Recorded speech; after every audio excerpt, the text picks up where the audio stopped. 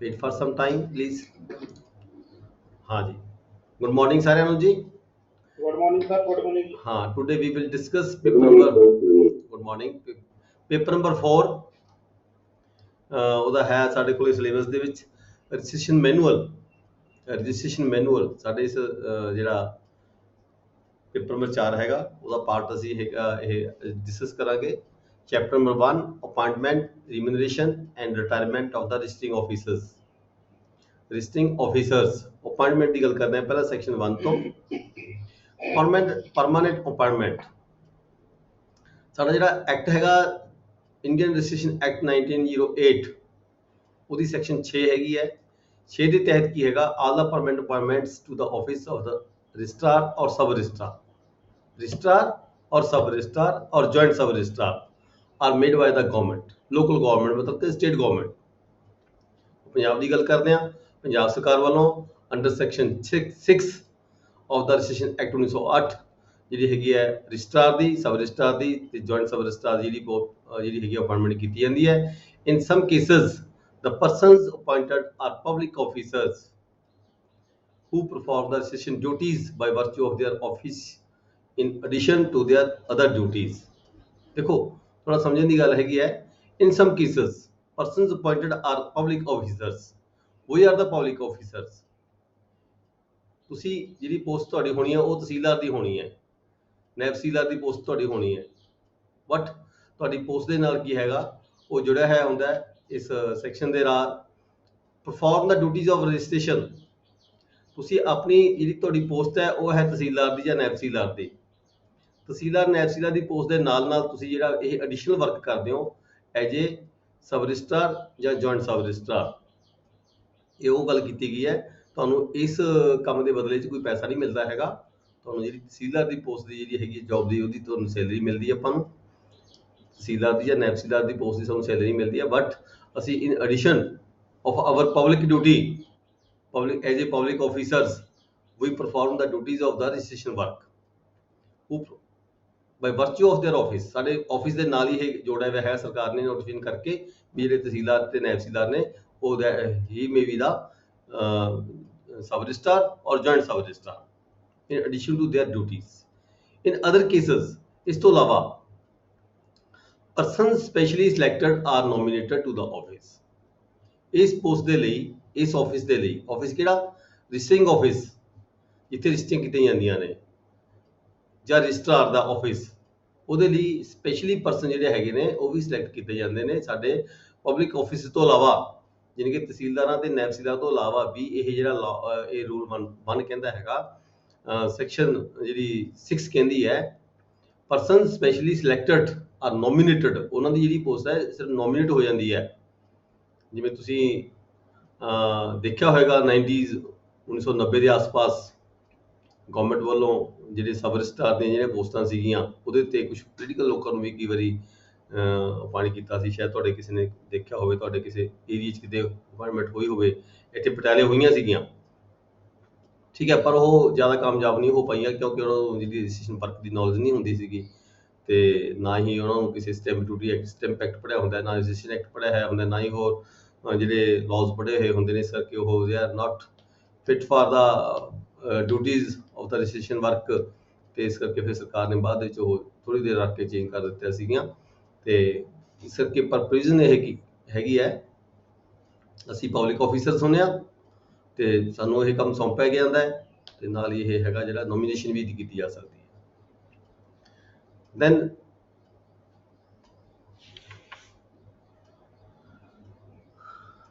Section ਇਹਨਾਂ ਨੂੰ ਅਸੀਂ ਪੈਰਾ ਕਹਾਂਗੇ। ਜਿਹੜਾ ਐਕਟ ਹੁੰਦਾ ਉਹਦੇ ਵਿੱਚ ਜਿਹੜੇ ਸੈਕਸ਼ਨਸ ਹੁੰਦੇ ਆ ਸੈਕਸ਼ਨ 1 2 3 4 ਇਹ ਹੈਗਾ ਮੈਨੂਅਲ, ਜਾਣੀ ਕਿ ਐਕਟ ਨੂੰ ਲਾਗੂ ਕਰਨ ਦੀ ਖਾਤਰ ਜਿਹੜਾ ਮੈਨੂਅਲ ਬਣਾਇਆ ਜਾਂਦਾ ਹੈ। ਇਹ ਮੈਨੂਅਲ ਦੇ ਵਿੱਚ ਅਸੀਂ ਇਹ ਪੈਰੇ ਡੀਲ ਕਰਾਂਗੇ। ਇਹ ਪੈਰੇ ਇਹਨਾਂ ਨੂੰ ਅਸੀਂ ਪੈਰੇ ਦੇ ਰੂਪ ਦੇ ਵਿੱਚ ਦੇਖਾਂਗੇ ਤੇ ਤੁਸੀਂ ਆਪਣੇ ਪੇਪਰ ਦੇ ਵਿੱਚ ਵੀ ਪੈਰਾ ਯੂਜ਼ ਕਰਨਾ ਹੈਗਾ, ਪੈਰਾ ਲਿਖਣਾ ਹੈ। ਪੈਰਾ ਨੰਬਰ 2 ਕੀ ਕਹਿੰਦਾ ਕਲਾਸਿਸ ਆਫ ਰਜਿਸਟਰਿੰਗ ਆਫਿਸਰਸ। ਰਜਿਸਟਰਿੰਗ ਆਫਿਸਰ ਦੇ ਜਿਹੜੇ ਕਿਹੜੀ ਕਲਾਸਿਸ ਹੁੰਦੀਆਂ ਨੇ। The following are the classes of the registering officers implied in the Punjab ਦੇ ਵਿੱਚ ਕੀ ਹੈਗਾ। ਸਬ ਪੈਰਾ A registering officers who are required to perform their duties without remuneration, ਬਿਨਾਂ ਕਿਸੇ ਸੈਲਰੀ ਤੇ। ਬਿਨਾਂ ਸੈਲਰੀ ਦੇ ਕਿਵੇਂ? ਜਿਵੇਂ ਕਿ ਪਬਲਿਕ ਆਫੀਸਰ, ਤਹਿਸੀਲਦਾਰ ਤੇ ਨਾਇਬ ਤਹਿਸੀਲਦਾਰ, ਇਹ ਸੈਲਰੀ ਤਾਂ ਲੈਂਦੇ ਨੇ। ਆਪਾਂ ਜਿਹੜੀ ਹੈਗੀ ਆ ਉਦੋਂ ਐਜ਼ ਏ ਤਹਿਸੀਲਦਾਰ ਤੇ ਨਾਇਬ ਤਹਿਸੀਲਦਾਰ ਦੀ ਇਸਟੈਬਲਿਸ਼ਮੈਂਟ ਤੋਂ ਸੈਲਰੀ ਮਿਲਦੀ ਹੈ, ਪਰ ਜਿਹੜੀ ਇਹ ਵਾਲੀ ਪੋਸਟ ਹੁੰਦੀ ਆ ਰਜਿਸਟਰਾਰ ਦੀ, ਸਬ ਰਜਿਸਟਰਾਰ ਦੀ, ਜੁਆਇੰਟ ਸਬ ਰਜਿਸਟਰਾਰ ਦੀ, ਇੱਧਰੋਂ ਅਸੀਂ ਵਿਦਆਊਟ ਸੈਲਰੀ ਕੰਮ ਕਰਦੇ ਹਾਂ। ਸਬ ਕਲਾਸ ਕਲੌਜ਼ ਏ ਦੀ ਸਬ ਕਲਾਸ 1 ਹੈਗੀ ਹੈ, ex officio registrar of each district, that is deputy commissioner in the administrative charge of the district for the time being। ਜ਼ਿਲ੍ਹੇ ਦੇ ਵਿੱਚ ਜਿਹੜਾ ਡਿਪਟੀ ਕਮਿਸ਼ਨਰ ਹੁੰਦਾ ਹੈਗਾ, ਉਹਦੇ ਕੋਲੇ ਐਕਸ ਆਫੀਸ਼ੀਓ ਰਜਿਸਟਰਾਰ ਦਾ ਚਾਰਜ ਹੁੰਦਾ ਹੈ, ਯਾਨੀ ਕਿ ਜਿਹੜਾ ਜ਼ਿਲ੍ਹੇ ਦਾ ਡੀਸੀ ਹੈ ਉਹ ਰਜਿਸਟਰਾਰ ਕਹਿਲਾਉਂਦਾ ਹੈ। ਉਹਦੇ ਕੋਲੇ ਐਕਸ ਆਫੀਸ਼ੀਓ ਜੋ ਵੀ ਡੀਸੀ ਹੋਏਗਾ, ਜੇ ਟੈਂਪਰੇਰੀ ਤੌਰ ਤੇ ਫਾਰ ਦਾ ਟਾਈਮਿੰਗ ਵੀ ਕਿਸੇ ਨੂੰ ਅਪਾਇੰਟਮੈਂਟ ਦਿੱਤੀ ਜਾਵੇ, ਡੀਸੀ ਦੇ ਐਬਸੈਂਟ ਹੋਣ ਤੋਂ ਬਾਅਦ, ਕਿਸੇ ਕਾਰਨ ਜਾਂ ਡੀਸੀ ਦੀ ਛੁੱਟੀ ਹੋਣ ਤੋਂ ਬਾਅਦ, ਜਾਣ ਤੋਂ ਬਾਅਦ ਕੋਈ ਕਿਸੇ ਵੀ ਵਿਅਕਤੀ ਨੂੰ ਐਡੀਸ਼ਨਲ ਡਿਪਟੀ ਕਮਿਸ਼ਨਰ ਜਾਂ ਕਿਸੇ ਹੋਰ ਵਿਅਕਤੀ ਨੂੰ ਜ਼ਿਲ੍ਹੇ ਦੇ ਡਿਪਟੀ ਕਮਿਸ਼ਨਰ ਜਦੋਂ ਚਾਰਜ ਦਿੱਤਾ ਜਾਂਦਾ ਹੈ, ਤਾਂ ਉਹਦੇ ਕੋਲੇ ਆਟੋਮੈਟਿਕਲੀ ਐਕਸ ਆਫੀਸ਼ੀਓ ਇਹ ਪਾਵਰਸ ਰਜਿਸਟਰਾਰ ਦੀਆਂ ਪਾਵਰਸ ਆ ਜਾਂਦੀਆਂ ਨੇ। Or any officer appointed to act temporary as registrar, temporary ਮਤਲਬ ਜਦੋਂ ਕਿਤੇ ਰਜਿਸਟਰਾਰ ਦੀ ਜਿਹੜੀ ਹੈਗੀ ਹੈ ਪੋਸਟ ਕਿਸੇ ਕਾਰਨ ਕਰਕੇ ਖਾਲੀ ਹੋਵੇ ਜਾਂ ਉਹ ਆਊਟ ਸਟੇਸ਼ਨ ਹੋਵੇ, ਤਾਂ ਜਿਹੜਾ ਜਿਸ ਵਿਅਕਤੀ ਨੂੰ ਵੀ ਰਜਿਸਟਰਾਰ ਦੀਆਂ ਜਿਹੜੀਆਂ ਡਿਪਟੀ ਕਮਿਸ਼ਨਰ ਦੀਆਂ ਪਾਵਰਾਂ ਦਿੱਤੀਆਂ ਜਾਂਦੀਆਂ ਨੇ, ਉਹਦੇ ਕੋਲੇ ਜਿਹੜਾ ਹੈਗਾ ਇਹ ਰਜਿਸਟਰਾਰ ਦੀਆਂ ਪਾਵਰਾਂ ਐਕਸ ਆਫੀਸ਼ੀਓ ਆ ਜਾਂਦੀਆਂ ਨੇ।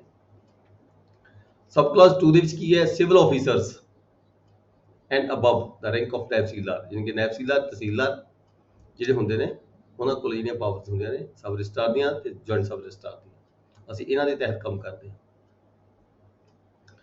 Then are treasury officers, treasury और सब treasury officers, district headquarter ਦੇ ਉੱਪਰ treasury officer, sub district ਦੇ ਉੱਪਰ ਜਿਵੇਂ ਕਿ ਤਹਿਸੀਲਾਂ ਦੇ ਵਿੱਚ ਸਬ treasury officers ਹੁੰਦੇ ਨੇ, ਉਹਨਾਂ ਨੂੰ ਵੀ ਜਿਹੜੀ ਸਰਕਾਰ ਹੈਗੀ ਹੈ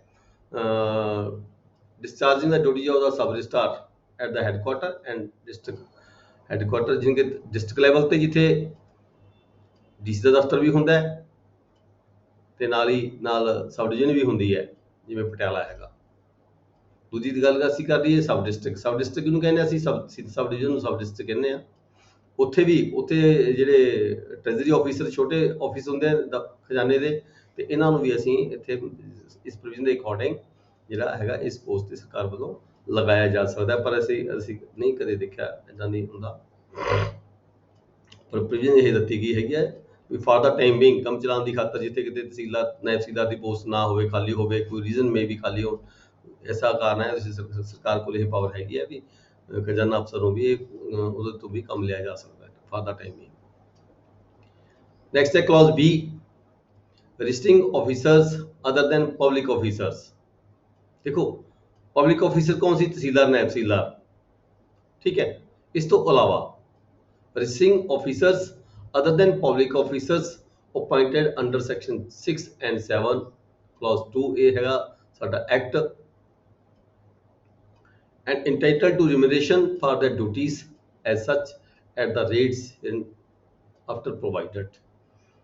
ਜਿਹੜੀ ਅਸੀਂ ਡਿਊਟੀ ਕਰਦੇ ਹਾਂ ਐਜ਼ ਏ ਪਬਲਿਕ ਆਫੀਸਰਸ, ਅਸੀਂ ਜਿਹੜਾ ਰਜਿਸਟਰਿੰਗ ਦਾ ਕੰਮ ਕਰਦੇ ਹਾਂ, ਰਜਿਸਟਰੀਆਂ ਦਾ ਕੰਮ ਕਰਦੇ ਹਾਂ, ਇਹ ਵਿਦਆਊਟ ਸੈਲਰੀ ਕਰਦੇ ਹਾਂ। ਪਰ ਇਹ ਜਿਹੜੀ ਕਲੌਜ਼ 20 ਦਿੱਤੀ ਗਈ ਹੈ, ਇਹ ਜਿਹੜੀ ਕਲੌਜ਼ 20 ਦੇ ਵਿੱਚ ਜਿਹੜੀ ਸੈਕਸ਼ਨ 6 ਤੇ ਸੈਕਸ਼ਨ 7(2) ਉਹ ਐਕਟ ਦੀ ਦਿੱਤੀ ਗਈ ਹੈ, ਉਹਦੇ ਵਿੱਚ ਜਿਹੜੀ ਹੈਗੀ ਹੈ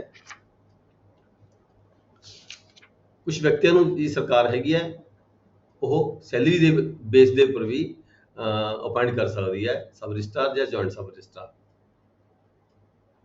ਸੈਲਰੀ ਬੇਸ ਤੇ ਵੀ ਸੈਪਰੇਟ ਤੌਰ ਤੇ ਸੈਲਰੀ ਦੇ ਕੇ ਅਪਾਇੰਟਮੈਂਟ ਦਿੱਤੀ ਜਾ ਸਕਦੀ ਹੈ।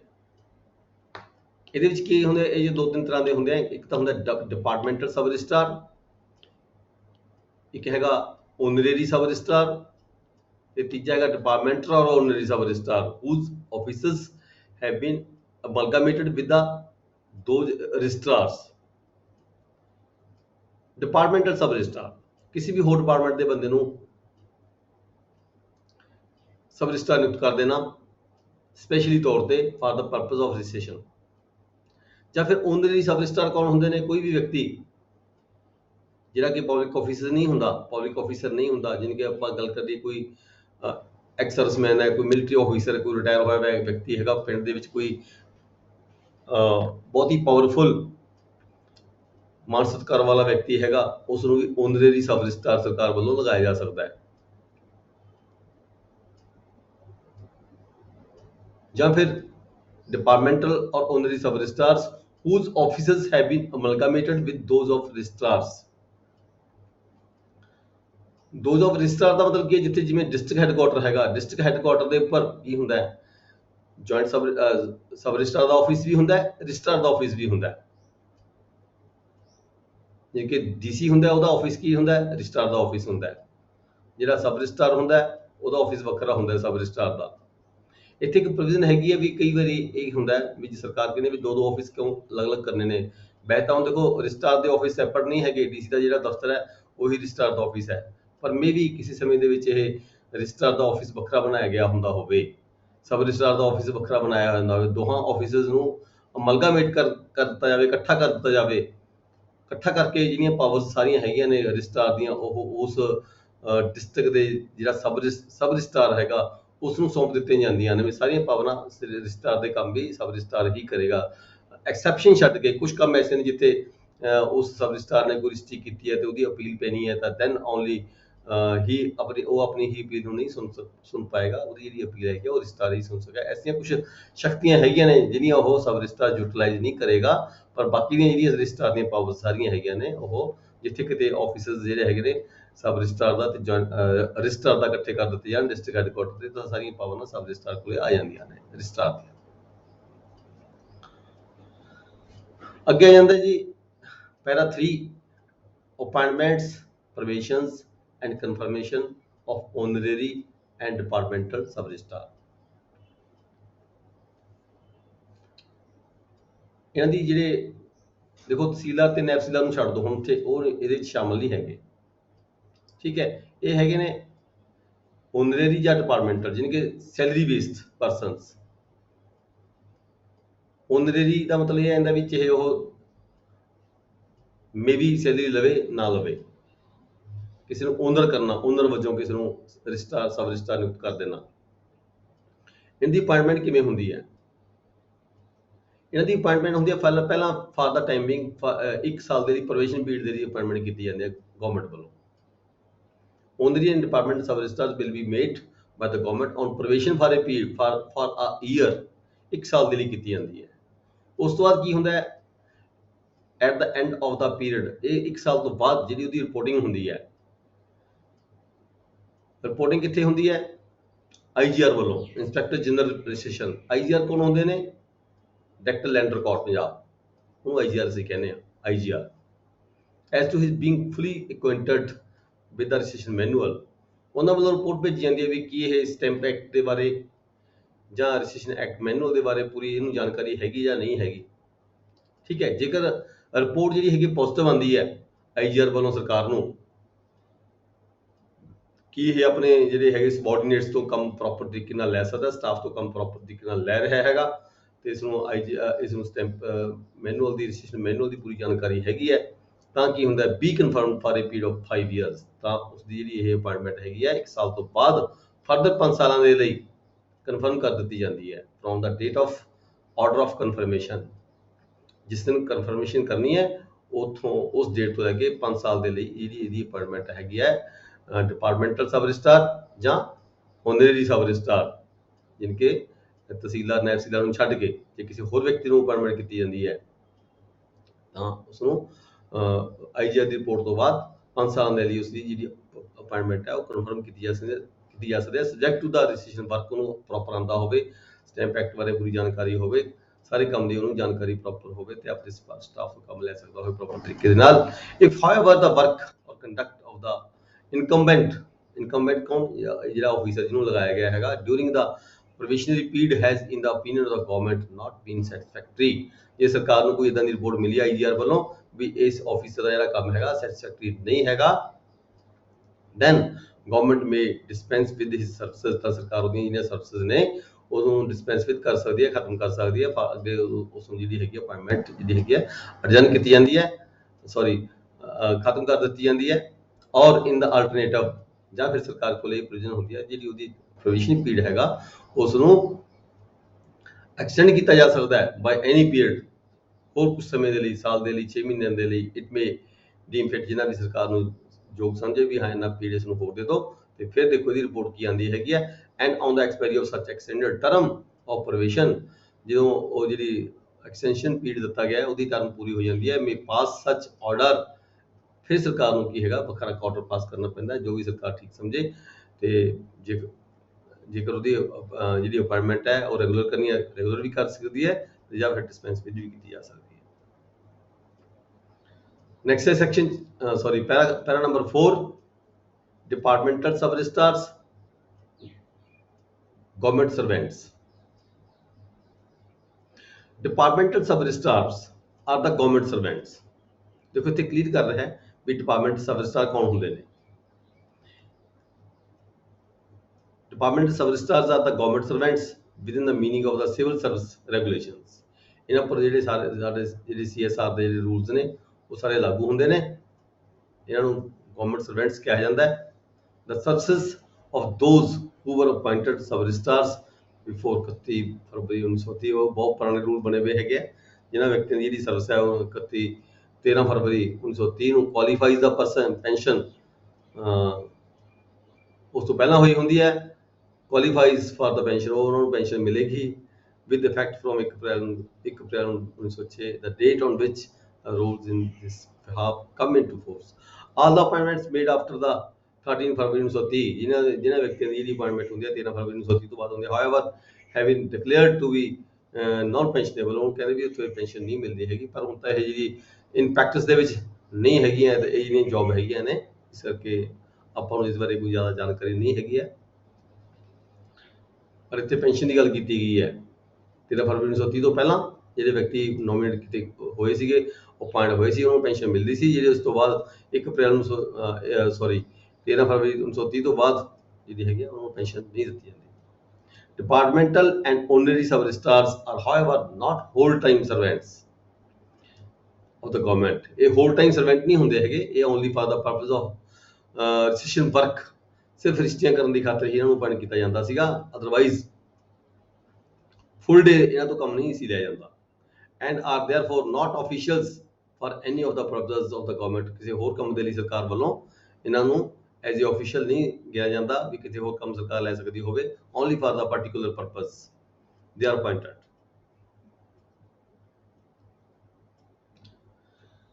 ਨੈਕਸਟ ਪੈਰਾ ਨੰਬਰ 5 ਹੈਗਾ ਜੀ, sub registrars at the headquarters, sub districts and ਐਲਸਵੇਅਰ।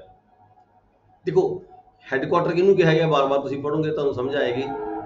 ਇੱਕ ਹੈਗਾ ਹੈਡਕੁਆਟਰ। ਹੈਡਕੁਆਟਰ ਮਤਲਬ ਜਿੱਥੇ DC ਦਾ ਦਫ਼ਤਰ ਵੀ ਹੋਵੇ, ਯਾਨੀ ਕਿ ਜ਼ਿਲ੍ਹਾ ਹੈਡਕੁਆਟਰ ਦੀ ਗੱਲ ਕਰ ਲਈਏ, ਉੱਥੇ ਵੀ ਤਹਿਸੀਲਦਾਰ ਦੀ ਪੋਸਟ ਹੁੰਦੀ ਹੈ, ਸਬ ਰਜਿਸਟਰਾਰ ਦੀ ਪੋਸਟ ਹੁੰਦੀ ਹੈ। ਤੇ ਜਿਵੇਂ ਹੁਣ ਪਟਿਆਲੇ ਦੀ ਗੱਲ ਕਰ ਲਈਏ, ਪਟਿਆਲਾ ਪ੍ਰੋਪਰ ਹੈ ਜਿਹੜਾ ਇਹ ਹੈਡਕੁਆਟਰ ਹੈ, ਇੱਥੇ ਵੀ ਸਬ ਰਜਿਸਟਰਾਰ ਦੀ ਪੋਸਟ ਹੈ। ਠੀਕ ਹੈ। ਦੂਜੇ ਨੰਬਰ ਤੇ ਆ ਗਿਆ ਜਿਵੇਂ ਨਾਭਾ ਹੈ, ਸਮਾਣਾ ਹੈ, ਪਾਤਣ ਹੈ, ਰਾਜਪੁਰਾ ਹੈ, ਇਹ ਸਬ ਡਿਸਟ੍ਰਿਕਟ ਨੇ, ਯਾਨੀ ਕਿ ਸਬ ਡਿਵੀਜ਼ਨ ਨੂੰ ਅਸੀਂ ਸਬ ਡਿਸਟ੍ਰਿਕਟ ਕਹਿੰਦੇ ਹਾਂ।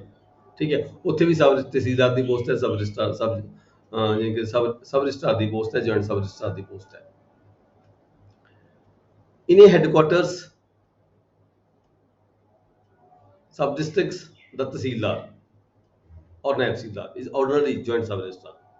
ਯਾਨੀ ਕਿ ਜਿਹੜਾ ਤਹਿਸੀਲਦਾਰ ਹੁੰਦਾ ਉਹ ਸਬ ਰਜਿਸਟਰਾਰ ਹੁੰਦਾ ਹੈ, ਤੇ ਜਿਹੜਾ ਨਾਇਬ ਤਹਿਸੀਲਦਾਰ ਹੁੰਦਾ ਉਹ ਜੁਆਇੰਟ ਸਬ ਰਜਿਸਟਰਾਰ ਹੁੰਦਾ ਹੈ। And the sub registrar may be either a departmental sub registrar. Sub registrar ਦੀ ਪੋਸਟ ਤੇ ਡਿਪਾਰਟਮੈਂਟਲ ਸਬ ਰਜਿਸਟਰਾਰ ਵੀ ਲੱਗ ਸਕਦਾ ਹੈ, ਯਾਨੀ ਕਿ ਤਹਿਸੀਲਦਾਰਾਂ ਨਾਇਬ ਤਹਿਸੀਲਦਾਰ ਨੂੰ ਛੱਡ ਕੇ ਦੀ ਗੱਲ ਕੀਤੀ ਜਾਂਦੀ ਹੈ। ਔਰ ਟ੍ਰੈਜਰੀ ਆਫੀਸਰਸ, ਜਿਵੇਂ ਆਪਾਂ ਪਹਿਲਾਂ ਪਿੱਛੇ ਪੜ੍ਹ ਕੇ ਹਟੇ ਹਾਂ ਵੀ ਖਜ਼ਾਨਾ ਅਫਸਰ ਨੂੰ ਵੀ ਫਾਰ ਦਾ ਟਾਈਮਿੰਗ ਸਰਕਾਰ ਵੱਲੋਂ ਕੰਮ ਲਿਆ ਜਾ ਸਕਦਾ ਹੈਗਾ ਅਪਾਇੰਟ ਕਰਕੇ। Treasury officers holding charge ex officio or another officers of the government deputed by the registrar to act. Registrar for the timing ਇਸ ਕਲੌਜ਼ ਦੇ ਮੁਤਾਬਕ ਕਿਸੇ ਨੂੰ ਵੀ ਰਜਿਸਟਰਾਰ ਜਿਹੜਾ ਹੈਗਾ ਉਹ ਫਾਰ ਦਾ ਟਾਈਮਿੰਗ ਜਿਹੜਾ ਹੈਗਾ ਨਿਯੁਕਤ ਕੀਤਾ ਜਾ ਸਕਦਾ ਹੈ। ਇਸ ਪੋਸਟ ਦੇ ਉੱਪਰ ਸਬ ਰਜਿਸਟਰਾਰ ਦੀ ਤੇ ਜੁਆਇੰਟ ਸਬ ਰਜਿਸਟਰਾਰ ਦੀ ਪੋਸਟ ਤੇ to act for the timing. For the timing ਜਿਵੇਂ ਕਦੀ ਕੰਮ ਚਲਾਉਣ ਦੀ ਖਾਤਰ ਤਹਿਸੀਲਦਾਰ ਨਹੀਂ ਹੈਗਾ, ਨਾਇਬ ਤਹਿਸੀਲਦਾਰ ਨਹੀਂ ਹੈਗਾ, ਪਰ ਪਬਲਿਕ ਹਿੱਤ ਨੂੰ ਮੁੱਖ ਰੱਖਦੇ ਹੋਏ ਸਰਕਾਰ ਨੇ ਕੰਮ ਲੈਣਾ ਬਹੁਤ ਜ਼ਰੂਰੀ ਹੈਗਾ। ਇਸ ਕਰਕੇ ਜਿਹੜਾ ਇਹ ਜਿਹੜੀਆਂ ਪਾਵਰਾਂ ਦਿੱਤੀਆਂ ਗਈਆਂ ਨੇ ਰਜਿਸਟਰਾਰ ਨੂੰ, ਜਿਵੇਂ ਕਿ DC ਨੂੰ, ਵੀ ਉਹ ਆਪਦੇ ਜ਼ਿਲ੍ਹੇ ਦਾ ਕੰਮ ਚਲਾ ਸਕਦਾ ਹੈਗਾ। ਉਸਨੂੰ ਇਸ ਕਰਕੇ ਥੋੜ੍ਹੀ ਆਪਸ਼ਨ ਦਿੱਤੀ ਗਈ ਹੈ। ਇਨ ਸਬ ਡਿਸਟ੍ਰਿਕਟ, ਯਾਨੀ ਕਿ ਤਹਿਸੀਲਾਂ ਦੀ ਗੱਲ ਕੀਤੀ ਗਈ ਹੈ ਪੈਰਾ ਨੰਬਰ 2 ਸਬ ਪੈਰਾ 2 ਦੇ ਵਿੱਚ। ਇਨ ਅ ਸਬ district which is not a headquarter of the district, यानी कि तहसीलां, the tehsildar is ordinary sub registrar until ਜਿਵੇਂ ਕਿ ਇਸ ਵੇਲੇ ਆਪਾਂ ਚੱਲ ਰਿਹਾ ਹੈਗਾ, the tehsildar is ordinary sub registrar until a departmental sub registrar is appointed। ਜੇਕਰ ਸਰਕਾਰ departmental sub registrar ਸੈਪਰੇਟਲੀ ਤੌਰ ਤੇ ਅਪਾਇੰਟ ਕਰ ਦਿੰਦੀ ਹੈ ਤਾਂ ਗੱਲ ਵੱਖਰੀ ਹੈਗੀ ਆ, ਅਦਰਵਾਈਜ਼ ਜਿਹੜਾ ਤਹਿਸੀਲਦਾਰ ਹੈ ਉਹ ਸਬ ਰਜਿਸਟਰ ਹੋਏਗਾ ਤਹਿਸੀਲ ਦੇ ਵਿੱਚ, and upon such appointment tehsildar become the joint sub register. Tehsildar ਦੀ ਗੱਲ ਕੀਤੀ ਤੇ ਨਾਇਬ ਤਹਿਸੀਲਦਾਰ ਹੈ ਜਿਹੜਾ ਹੈਗਾ ਉਹ ਜੁਆਇੰਟ ਸਬ ਰਜਿਸਟਰ ਹੋਏਗਾ। then sub para 3 ਹੈਗਾ, when it is proposed to appoint a second sub registrar, second sub registrar ਜੇ ਕਿਤੇ ਕੰਮ ਫਰਕ ਲੋਡ ਨੂੰ ਜ਼ਿਆਦਾ ਦੇਖਦੇ ਹੋਏ, ਜਿਵੇਂ ਹੁਣ ਅਸੀਂ ਦੇਖਦੇ ਹਾਂ ਵੱਡੇ ਸ਼ਹਿਰਾਂ ਦੇ ਵਿੱਚ ਸਬ ਰਜਿਸਟਰਾਰ 1 ਜਾਂ 2 ਜਾਂ 3 ਵੀ ਹੈਗੇ ਨੇ, ਲੁਧਿਆਣੇ ਵਰਗੇ ਸ਼ਹਿਰ ਦੀ ਗੱਲ ਕਰ ਲਈ, ਉੱਥੇ 2-3 ਮਤਲਬ ਕਿ ਸਬ ਰਜਿਸਟਰਾਰ ਦੇ ਆਫਿਸ ਬਣੇ ਹੋਏ ਹੈਗੇ ਨੇ। when it is proposed to appoint a second sub registrar in one sub district, it is desirable that the incumbent who holds or is to hold office at the headquarter of the sub district, ਜਿਹਦਾ office headquarter ਦੇ district ਦੇ ਉੱਪਰ ਹੈਗਾ, should be the sub registrar and other should be the joint sub registrar। ਜਿਸ officer ਦਾ ਤਹਿਸੀਲਦਾਰ ਦਾ ਜਿਨਕੇ headquarter ਦੇ ਉੱਪਰ office ਹੈਗਾ ਉਹ ਸਬ ਰਜਿਸਟਰਾਰ ਹੋਏਗਾ, ਜਿਹੜੇ ਦੂਸਰੇ ਹੋਣਗੇ ਜੇ ਕਿਤੇ ਹੋਰ ਅਪਾਇੰਟਮੈਂਟ ਹੁੰਦੀ ਹੈ, ਇੱਕ ਤੋਂ ਵੱਧ ਜਿਹੜੇ ਅਪਾਇੰਟਮੈਂਟ ਕੀਤੀਆਂ ਜਾਂਦੀਆਂ ਨੇ ਤਾਂ ਦੂਸਰੇ ਜੁਆਇੰਟ ਸਬ ਰਜਿਸਟਰਾਰ ਹੋਣਗੇ। the two incumbents working with concurrent jurisdiction of the sub district, ਇਹਨਾਂ ਦੀ ਜਿਹੜੀ ਅਧਿਕਾਰ ਖੇਤਰ ਹੋਏਗਾ ਉਹ ਵੱਖਰਾ ਵੱਖਰਾ ਵੀ ਸਰਕਾਰ ਵੱਲੋਂ ਕੀਤਾ ਜਾ ਸਕਦਾ ਹੈ, ਪਰ ਨਹੀਂ ਇਹ ਪ੍ਰੈਕਟਿਸ ਦੇ ਵਿੱਚ ਕਾਮਯਾਬ ਨਹੀਂ ਹੋਇਆ। ਇਸ ਕਰਕੇ ਚਾਹੇ ਸਬ ਰਜਿਸਟਰਾਰ ਹੋਵੇ ਚਾਹੇ ਜੁਆਇੰਟ ਸਬ ਰਜਿਸਟਰਾਰ ਹੋਵੇ, ਉਹ ਪੂਰਾ ਦਾ ਪੂਰਾ ਪੂਰੀ ਜਿਹੜੀ ਸਬ ਤਹਿਸੀਲ ਜਾਂ ਤਹਿਸੀਲ ਹੁੰਦੀ ਹੈ ਉਹਦਾ ਪੂਰਾ ਕੰਮ ਕਰਦੇ ਹੈਗੇ। ਪਰ ਪਹਿਲਾਂ ਇੱਥੇ ਹੈਗਾ ਸੀਗਾ ਵੀ ਉਹਨਾਂ ਦੇ ਅਧਿਕਾਰ ਖੇਤਰ ਵੱਖਰੇ ਵੱਖਰੇ ਬਣਾਏ ਜਾ ਸਕਦੇ ਸੀਗੇ ਵਨ ਤਹਿਸੀਲ ਦੇ ਵਿੱਚ ਵੀ।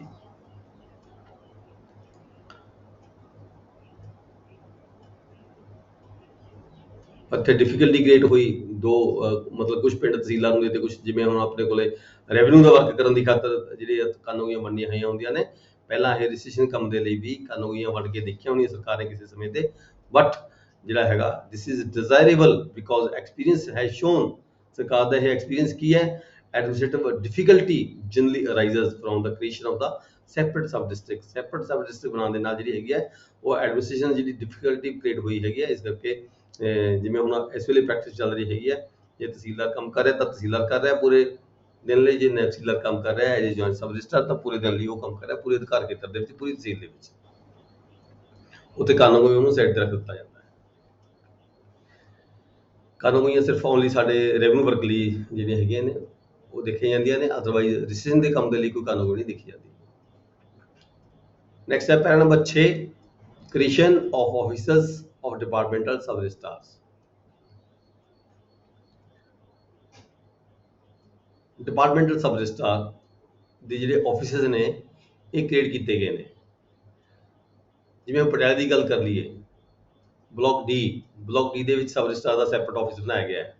Otherwise there is a post of tehsildar ਜੀ ਦਾ ਸਬ ਰਜਿਸਟਰਾਰ, ਬਟ ਸਰਕਾਰ ਨੇ ਆਪਣੀ ਨਵੀਂ ਪਾਲਿਸੀ ਦੇ ਤਹਿਤ ਜਾਂ ਇਹਨਾਂ ਰੂਲਾਂ ਦੇ ਤਹਿਤ ਜਿਹੜੀ ਹੈਗੀ ਹੈ ਸਬ ਰਜਿਸਟਰਾਰ ਦਾ ਜਿਹੜਾ ਆਫਿਸ ਹੈ ਉਹਦੀ ਕ੍ਰੀਏਸ਼ਨ ਕੀਤੀ ਹੈ। The main object of the creating post of the departmental sub registrar is to relieve the public officers of the burden of registration। ਇਹ ਜਿਹੜੇ ਡਿਪਾਰਟਮੈਂਟਲ ਸਬ ਰਜਿਸਟਰਾਰ ਦੇ ਜਿਹੜੇ ਆਫਿਸ ਸੈਪਰੇਟਲੀ ਤੌਰ ਤੇ ਬਣਾਏ ਗਏ ਨੇ, ਇਹ ਅਫਸਰਾਂ ਦੇ ਦਿਮਾਗ ਤੋਂ ਵਜਨ ਉਤਾਰਨ ਦੀ ਖਾਤਰ, ਜਿਵੇਂ ਰਜਿਸਟਰ ਤਹਿਸੀਲਦਾਰ ਨੇ ਕਿਤੇ ਮੌਕੇ ਤੇ ਵੀ ਦੇਖਣ ਜਾਣਾ ਹੈ, ਕੋਈ ਮੌਕਾ ਵੀ ਦੇਖਣ ਜਾਣਾ ਹੈ, ਕਿਤੇ ਹੋਰ ਡਿਊਟੀ ਵੀ ਲੱਗੀ ਹੈ, ਐਜ਼ ਐਗਜ਼ੈਕਟਿਵ ਮੈਜਿਸਟ੍ਰੇਟ ਵੀ ਕਿਤੇ ਡਿਊਟੀ ਲੱਗੀ ਹੈ, ਠੀਕ ਹੈ। ਇਸ ਕਰਕੇ ਸਰਕਾਰ ਨੇ ਲੋਕਾਂ ਨੂੰ ਮਤਲਬ ਕਿ ਰਿਲੀਫ ਦੇਣ ਦੀ ਖਾਤਰ ਜਾਂ ਪਬਲਿਕ ਨੂੰ ਰਿਲੀਫ ਦੇਣ ਦੀ ਖਾਤਰ ਜਾਂ ਆਫਿਸਰਸ ਨੂੰ ਰਿਲੀਫ ਦੇਣ ਦੀ ਖਾਤਰ ਸਬ ਰਜਿਸਟਰਾਰ ਦੇ ਜਿਹੜੇ ਆਫਿਸਰਸ ਨੇ ਸੈਪਰੇਟ ਤੌਰ ਤੇ, ਜਿਵੇਂ ਲੁਧਿਆਣੇ 'ਚ ਕੀਤਾ ਗਿਆ, ਪਟਿਆਲੇ 'ਚ ਕੀਤਾ ਗਿਆ, ਹੋਰ ਵੀ ਵੱਡੇ ਵੱਡੇ ਜ਼ਿਲ੍ਹਿਆਂ ਦੇ ਵਿੱਚ ਕੀਤੇ ਗਏ ਨੇ, ਸੈਪਰੇਟ ਆਫਿਸ ਬਣਾਏ ਗਏ ਹੈ ਸਬ ਰਜਿਸਟਰਾਰ ਦੇ ਲਈ। ਉੱਥੇ ਸਬ ਰਜਿਸਟਰਾਰ ਦੀ ਪੋਸਟ ਜਿਹੜੀ ਹੈਗੀ ਹੈ ਪੱਕੇ ਤੌਰ ਤੇ ਬਣਾਈ ਗਈ ਹੈ। Work and this can best be achieved by creating such officers at the headquarter of the tehsil and of the district। यानी कि ਜਿਹੜੇ ਇਹ ਵਾਲੇ ਆਫਿਸਸ ਨੇ ਇਹ ਹੈੱਡਕੁਆਟਰ ਤੇ ਜਾਂ ਤਹਿਸੀਲ ਲੈਵਲ ਤੇ ਹੀ ਬਣਾਏ ਗਏ ਹੈਗੇ ਆ, ਔਰ ਬਾਕੀ ਪਿੰਡਾਂ 'ਚ ਜਾ ਕੇ ਇਹਨਾਂ ਨੂੰ ਨਹੀਂ ਬਣਾਇਆ ਗਿਆ। ਪਿਛਲਾ ਜ਼ਮਾਨਾ ਸੀਗਾ ਪਹਿਲਾਂ ਵੀ ਜਿਹੜੇ ਆਫਿਸਸ ਸੀ ਰਜਿਸਟਰਿੰਗ ਦਾ ਕੰਮ ਕਰਨ ਦੇ ਲਈ ਖਾਤਰ ਦੂਰ ਦਰਾਡੇ ਵੀ ਪਿੰਡਾਂ ਦੇ ਵਿੱਚ ਵੀ ਇਹ ਹੈੱਡਕੁਆਟਰ ਬਣਾਏ ਦਿੱਤੇ ਜਾਂਦੇ ਸੀ ਵੀ ਇੱਥੇ ਰਜਿਸਟਰੀਆਂ ਹੋਣਗੀਆਂ ਕਈ ਪਿੰਡਾਂ ਦੇ ਇਕੱਠਿਆਂ ਕਰਕੇ ਵੀ ਜਿਹੜੇ ਆਫਿਸ ਸੀਗੇ ਜਿਹਨਾਂ ਨੂੰ ਅਸੀਂ ਆਊਟ ਆਫਿਸਸ ਕਹਿ ਦਿੰਦੇ ਸੀਗੇ। Multiplication of the out offices ਦੀ ਜਿਹੜੀ ਪਾਲਿਸੀ ਹੈ ਸਰਕਾਰ ਨੇ ਉਹ ਮਤਲਬ ਕਿ ਬੰਦ ਕਰਨ ਦੀ ਕੋਸ਼ਿਸ਼ ਕੀਤੀ ਹੈ ਵੀ ਤੁਸੀਂ ਜਿਹੜੀ ਪਾਲਿਸੀ ਹੈ ਇਹ ਡਿਸਟ੍ਰਿਕਟ ਹੈੱਡਕੁਆਟਰ ਤੇ ਜਾਂ ਤਹਿਸੀਲ ਹੈੱਡਕੁਆਟਰ ਤੇ ਹੀ ਜਿਹੜੇ ਆਫਿਸ ਹੈ ਬਣਾਏ ਜਾਣ, ਕਿਉਂਕਿ ਪਿੰਡਾਂ 'ਚ ਰਿਮੋਟ ਦੇ ਉੱਪਰ ਜਾ ਕੇ ਜਿਹੜਾ ਹੈਗਾ ਕੰਮ ਕਰਨਾ ਆਫਿਸਰਸ ਨੂੰ ਵੀ ਔਖਾ ਸੀਗਾ ਤੇ ਉੱਥੇ ਕਈ ਡਿਫਿਕਲਟੀਜ਼ ਆਉਂਦੀਆਂ ਸੀਗੀਆਂ। ਇਸ ਕਰਕੇ ਉਹ ਪਾਲਿਸੀਜ਼ ਨੂੰ ਘਟਾਉਣ ਕਰਕੇ officers which are not situated at the headquarter of the tehsil or districts is therefore be the depreciated and government do not favor the creation of the fresh out offices।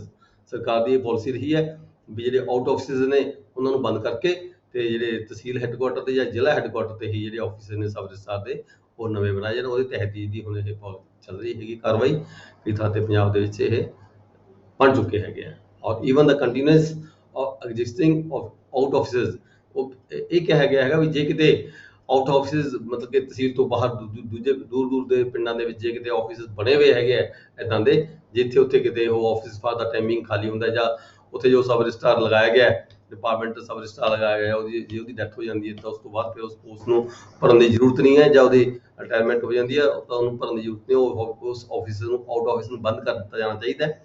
ਬੰਦ ਕਰਕੇ ਇਹ ਜਿਹੜੇ ਤਹਿਸੀਲਾਂ ਦੇ ਉੱਪਰ ਜਾਂ ਡਿਸਟ੍ਰਿਕਟ ਹੈੱਡਕੁਆਟਰ ਦੇ ਉੱਪਰ ਹੀ ਜਿਹੜੇ ਰਜਿਸਟਰ ਦਾ ਜਿਹੜਾ ਕੰਮ ਹੈਗਾ ਉਹ ਸਰਕਾਰ ਦੀ ਕਰਨ ਦੀ ਪਾਲਿਸੀ ਬਣਾਈ ਗਈ ਗਵਰਨਮੈਂਟ ਵੱਲੋਂ। ਨੈਕਸਟ ਹੈ ਪੈਰਾ 6 ਦਾ ਸਬ para 2 the policy of the government is that out offices should gradually be abolished। ਉਹ ਗੱਲ ਕਰ ਚੁੱਕੇ ਹਾਂ ਪਹਿਲੀ ਵੀ ਇਹ ਗ੍ਰੈਜੂਅਲੀ ਇਹਨੂੰ ਹੌਲੀ ਹੌਲੀ ਕਰਕੇ ਬੰਦ ਕਰ ਦਿੱਤਾ ਜਾਵੇ। ਡੈਥ ਹੋਣ ਦੇ ਉੱਪਰ ਜਾਂ ਰੈਜਿਗਨੇਸ਼ਨ ਦੇਣ ਦੇ ਉੱਪਰ ਜਿਹੜਾ ਵਰਕਿੰਗ ਆਫਿਸਰ ਉੱਥੇ ਹੈਗਾ ਉਹਦੀ ਡੈਥ ਹੋ ਜਾਂਦੀ ਹੈ, ਠੀਕ ਹੈ, ਤਾਂ ਜਿਹੜਾ ਇਹ ਆਫਿਸ ਹੈ ਆਊਟ ਆਫਿਸਸ ਬੰਦ ਕਰਕੇ ਤਹਿਸੀਲ ਪੱਧਰ ਤੇ ਹੀ ਹੋਣਾ ਚਾਹੀਦਾ ਹੈ, ਡਿਸਟ੍ਰਿਕਟ ਔਰ ਤਹਿਸੀਲ ਪੱਧਰ ਤੇ। Proposals for the continuous of or for new appointments out offices should therefore not be made except for the very special reasons। ਕਹਿੰਦੇ ਜਿਹੜੇ ਆਊਟ ਆਫਿਸਸ ਨੇ ਆਊਟ ਆਫਿਸ ਮੈਂ ਤਾਂ ਦੇਖਿਆ ਨਹੀਂ ਕਿਤੇ ਕੋਈ ਇਦਾਂ ਦਾ ਸਪੈਸ਼ਲ ਆਫਿਸ ਕੋਈ ਬਣਿਆ ਹੋਇਆ ਹੋਵੇ, ਪਰ ਮੇ ਵੀ ਪੰਜਾਬ ਦੇ ਕਿਸੇ ਜ਼ਿਲ੍ਹੇ ਵਿੱਚ ਬਣੇ ਹੋਏ ਹੋਣ। ਪੰਜਾਬ ਦੇ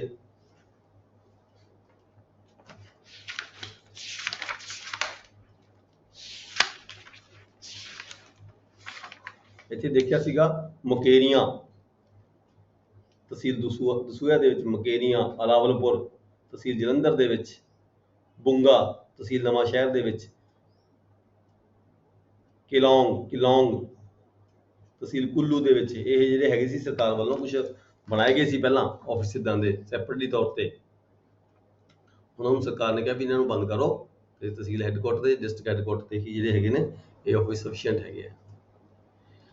ਪੈਰਾ 7 ਹੈਗਾ ਜੀ instructions as to the proposals to the appointment of the registering officers। ਕੀ ਹਦਾਇਤਾਂ ਨੇ proposals ਕੀ ਹੈਗੀ ਹੈ to the appointment of registering officers, registering officer the appointment ਦੀ ਖਾਤਰ। The greatest possible care should be exercised in making recommendations।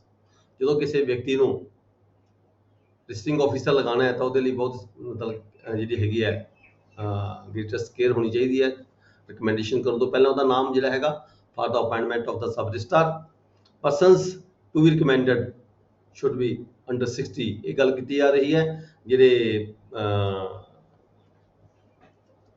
ਓਨਰੇਰੀ sub registrar ਦੀ ਜਾਂ departmental sub registrar ਦੀ ਗੱਲ ਕਰ ਰਹੇ ਹਾਂ। ਇੱਥੇ ਜਿਹੜੇ ਸਾਡੇ ਐਕਸ ਆਫੀਸ਼ੀਓ ਆਫਿਸਰਸ ਹੁੰਦੇ ਤਹਿਸੀਲਦਾਰ ਤੇ ਨਾਇਬ ਤਹਿਸੀਲਦਾਰ ਨੂੰ ਛੱਡ ਕੇ ਦੂਜੇ ਸਬ ਰਜਿਸਟਰਾਰਾਂ ਦੀ ਗੱਲ ਕੀਤੀ ਗਈ ਹੈ। ਡਿਪਾਰਟਮੈਂਟਲ ਸਬ ਰਜਿਸਟਰਾਰ ਜਾਂ ਓਨਰੇਰੀ ਸਬ ਰਜਿਸਟਰਾਰ ਵੀ ਉਹਨਾਂ ਦੀ ਜਿਹੜੀ ਅਪਾਇੰਟਮੈਂਟ ਹੈ ਕਿਵੇਂ ਹੋਣੀ ਚਾਹੀਦੀ ਹੈ, ਉਹਦੀ ਰਿਕਮੈਂਡੇਸ਼ਨਸ ਜਿਹੜੀ ਹੈਗੀ ਹੈ ਔਰ ਡਿਪਟੀ ਕਮਿਸ਼ਨਰ ਦੇ ਰਾਹੀਂ ਤੇ ਕਮਿਸ਼ਨਰ ਦੇ ਰਾਹੀਂ ਜਿਹੜੀ ਗਵਰਨਮੈਂਟ ਨੂੰ ਜਾਂਦੀ ਹੈ। ਤੇ ਇੱਥੇ ਕਿਹਾ ਗਿਆ ਹੈਗਾ ਵੀ ਜਿਹੜੀ ਏਜ ਹੈ persons to be recommended should be under 60 years ਉਹਦਾ ਏਜ ਉਹਦੀ 60 ਸਾਲ ਤੋਂ ਘੱਟ ਉਮਰ ਹੋਣੀ ਚਾਹੀਦੀ ਹੈ। And should ordinarily be resident of the neighbourhood, ਉੱਥੇ ਆਂਢ ਗੁਆਂਢ ਦਾ ਜਿੱਥੇ ਦੀ ਪੋਸਟਿੰਗ ਹੋਣੀ ਹੈ ਉਹਨੂੰ ਲਗਾਇਆ ਜਾਣਾ, ਉਹਦੀ ਜਿਹੜੀ ਰਿਹਾਇਸ਼ ਹੈ ਉਹ ਲੋਕਲ ਹੋਣੀ ਚਾਹੀਦੀ ਹੈ। ਤੋ no person so resident is available. ਜੇ ਕੋਈ ਬੰਦਾ ਨਹੀਂ ਸਾਨੂੰ ਉੱਥੇ ਸਰਕਾਰ ਨੂੰ ਮਿਲਦਾ ਉਸ ਏਰੀਏ ਦਾ, ਤਾਂ ਉਹਦੀ ਜੇ ਅਪਾਇੰਟਮੈਂਟ ਕੀਤੀ ਜਾਂਦੀ ਹੈ ਤਾਂ ਉਹ ਜਿਹੜਾ ਹੈਗਾ ਉਸ ਨੂੰ ਆਪਣਾ ਜਿਹੜਾ ਰੈਜ਼ੀਡੈਂਸ ਹੈ ਉਹ ਚੇਂਜ ਕਰਨਾ ਹੋਏਗਾ। Or that satisfactory arrangements can be made for the their regular attendance. ਉਹਦੀ ਜਿਹੜੀ ਅਟੈਂਡੈਂਸ ਹੈ ਆਪਦੇ ਆਫਿਸ ਦੇ ਵਿੱਚ, ਸਬ ਰਜਿਸਟਰਾਰ ਆਫਿਸ ਦੇ ਵਿੱਚ ਰੈਗੂਲਰ ਹਾਜ਼ਰੀ ਹੋਵੇ at the office during office hours. The government may, however, waive off condition of the age। ਸਰਕਾਰ ਕਹਿੰਦੇ ਵੀ ਜਿਹੜੀ ਏਜ ਉਮਰ ਦੀ 60 ਸਾਲ ਤੋਂ ਘੱਟ ਉਮਰ ਦੀ ਜਿਹੜੀ ਹੈਗੀ ਹੈ ਕੰਡੀਸ਼ਨ ਹੈ, ਇਸ ਨੂੰ ਸਰਕਾਰ ਵੇਵ ਵੀ ਕਰ ਸਕਦੀ ਹੈ to be below 60 years and appoint a sub registrar who may more than 60 years of the age। 60 ਸਾਲ ਤੋਂ ਵੱਧ ਦੇ ਐਜ a special case 60 ਸਾਲ ਤੋਂ ਵੱਧ ਦੇ ਵਿਅਕਤੀ ਨੂੰ ਵੀ ਸਬ ਰਜਿਸਟਰਾਰ ਜਿਹੜਾ ਹੈਗਾ ਓਨਰੇਰੀ ਜਾਂ ਡਿਪਾਰਟਮੈਂਟਲ ਸਬ ਰਜਿਸਟਰਾਰ ਨਿਯੁਕਤ ਕੀਤਾ ਜਾ ਸਕਦਾ ਹੈ, but he shall not be retained as honorary sub registrar beyond 65 years of the age। 65 ਸਾਲ ਤੋਂ ਵੱਧ ਦੀ ਉਮਰ ਦੇ ਵਿਅਕਤੀ ਨੂੰ ਜਿਹੜਾ ਓਨਰਰੀ ਸਬ ਰਜਿਸਟਰਾਰ ਹੈ, ਜਿਹੜਾ ਇਹ ਸਾਡਾ ਰੂਲਸ ਕਹਿੰਦੇ ਆ ਵੀ ਨਹੀਂ ਲਗਾਇਆ ਜਾ ਸਕਦਾ। ਦੇ ਸ਼ੁੱਡ ਬੀ ਗੁੱਡ ਫੈਮਿਲੀ। ਐਸੇ ਜਿਹੜੇ ਵਿਅਕਤੀ ਹੈਗੇ ਨੇ ਉਹ ਦੇ should B of the good family and character and in easy circumstances. ਉਹਨਾਂ ਦੇ ਜਿਹੜੇ ਹਾਲਾਤ ਨੇ ਵਧੀਆ ਹੋਣੇ ਚਾਹੀਦੇ ਨੇ, ਮਾਲੀ ਹਾਲਤ ਵੀ ਵਧੀਆ ਹੋਣੀ ਚਾਹੀਦੀ ਹੈ, ਗੁੱਡ ਫੈਮਿਲੀ ਤੋਂ ਹੋਣੇ ਚਾਹੀਦੇ ਨੇ। ਅੱਛਾ, ਉਹਦਾ ਜਿਹੜਾ ਚਾਲ ਚੱਲਣ ਦਾ ਕਰੈਕਟਰ ਠੀਕ ਹੋਣਾ ਚਾਹੀਦਾ ਹੈ। As a matter of general policy, general policy ਕੀ ਕਹਿੰਦੀ ਹੈ? The appointments are to be reserved so far as possible for the members of the hereditary landed gentry possessing rural influence and particularly for those who did valuable।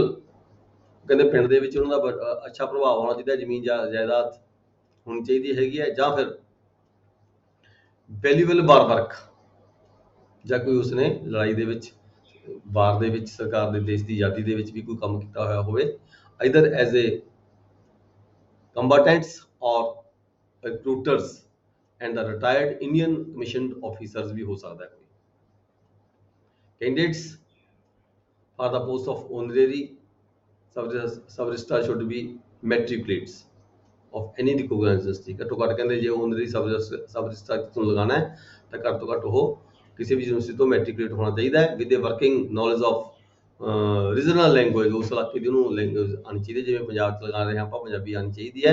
In case of old political sufferers, ਜਾਂ ਕੋਈ political ਸਫਰਰ ਹੋ ਸਕਦਾ ਹੈ ਜਿਹਨੇ ਆਜ਼ਾਦੀ ਦੀ ਲੜਾਈ ਦੇ ਵਿੱਚ ਕੋਈ ਮਤਲਬ ਕਿ ਕੋਈ ਜੇਲ੍ਹ ਵਗੈਰਾ ਕੱਟੀ ਹੋਵੇ, ਐਂਡ ਐਕਸ ਸਰਵਿਸਮੈਨ ਵੀ ਹੋ ਸਕਦਾ ਹੈ। ਹਾਊਐਵਰ ਇਹ ਪਾਸ ਇਨ ਦਾ ਮਿਡਲ ਸਟੈਂਡਰਡ, ਉਹਨੂੰ ਕਿਹਾ ਵੀ ਮਿਡਲ ਸਟੈਂਡਰਡ ਤੱਕ ਵੀ ਬੇਸ਼ੱਕ ਹੋਵੇ with good knowledge of the regional language, Punjabi ਚੰਗੀ ਤਰ੍ਹਾਂ ਦੀ ਹੋਵੇ, ਸ਼ੁੱਡ ਸਫਾਈਸ।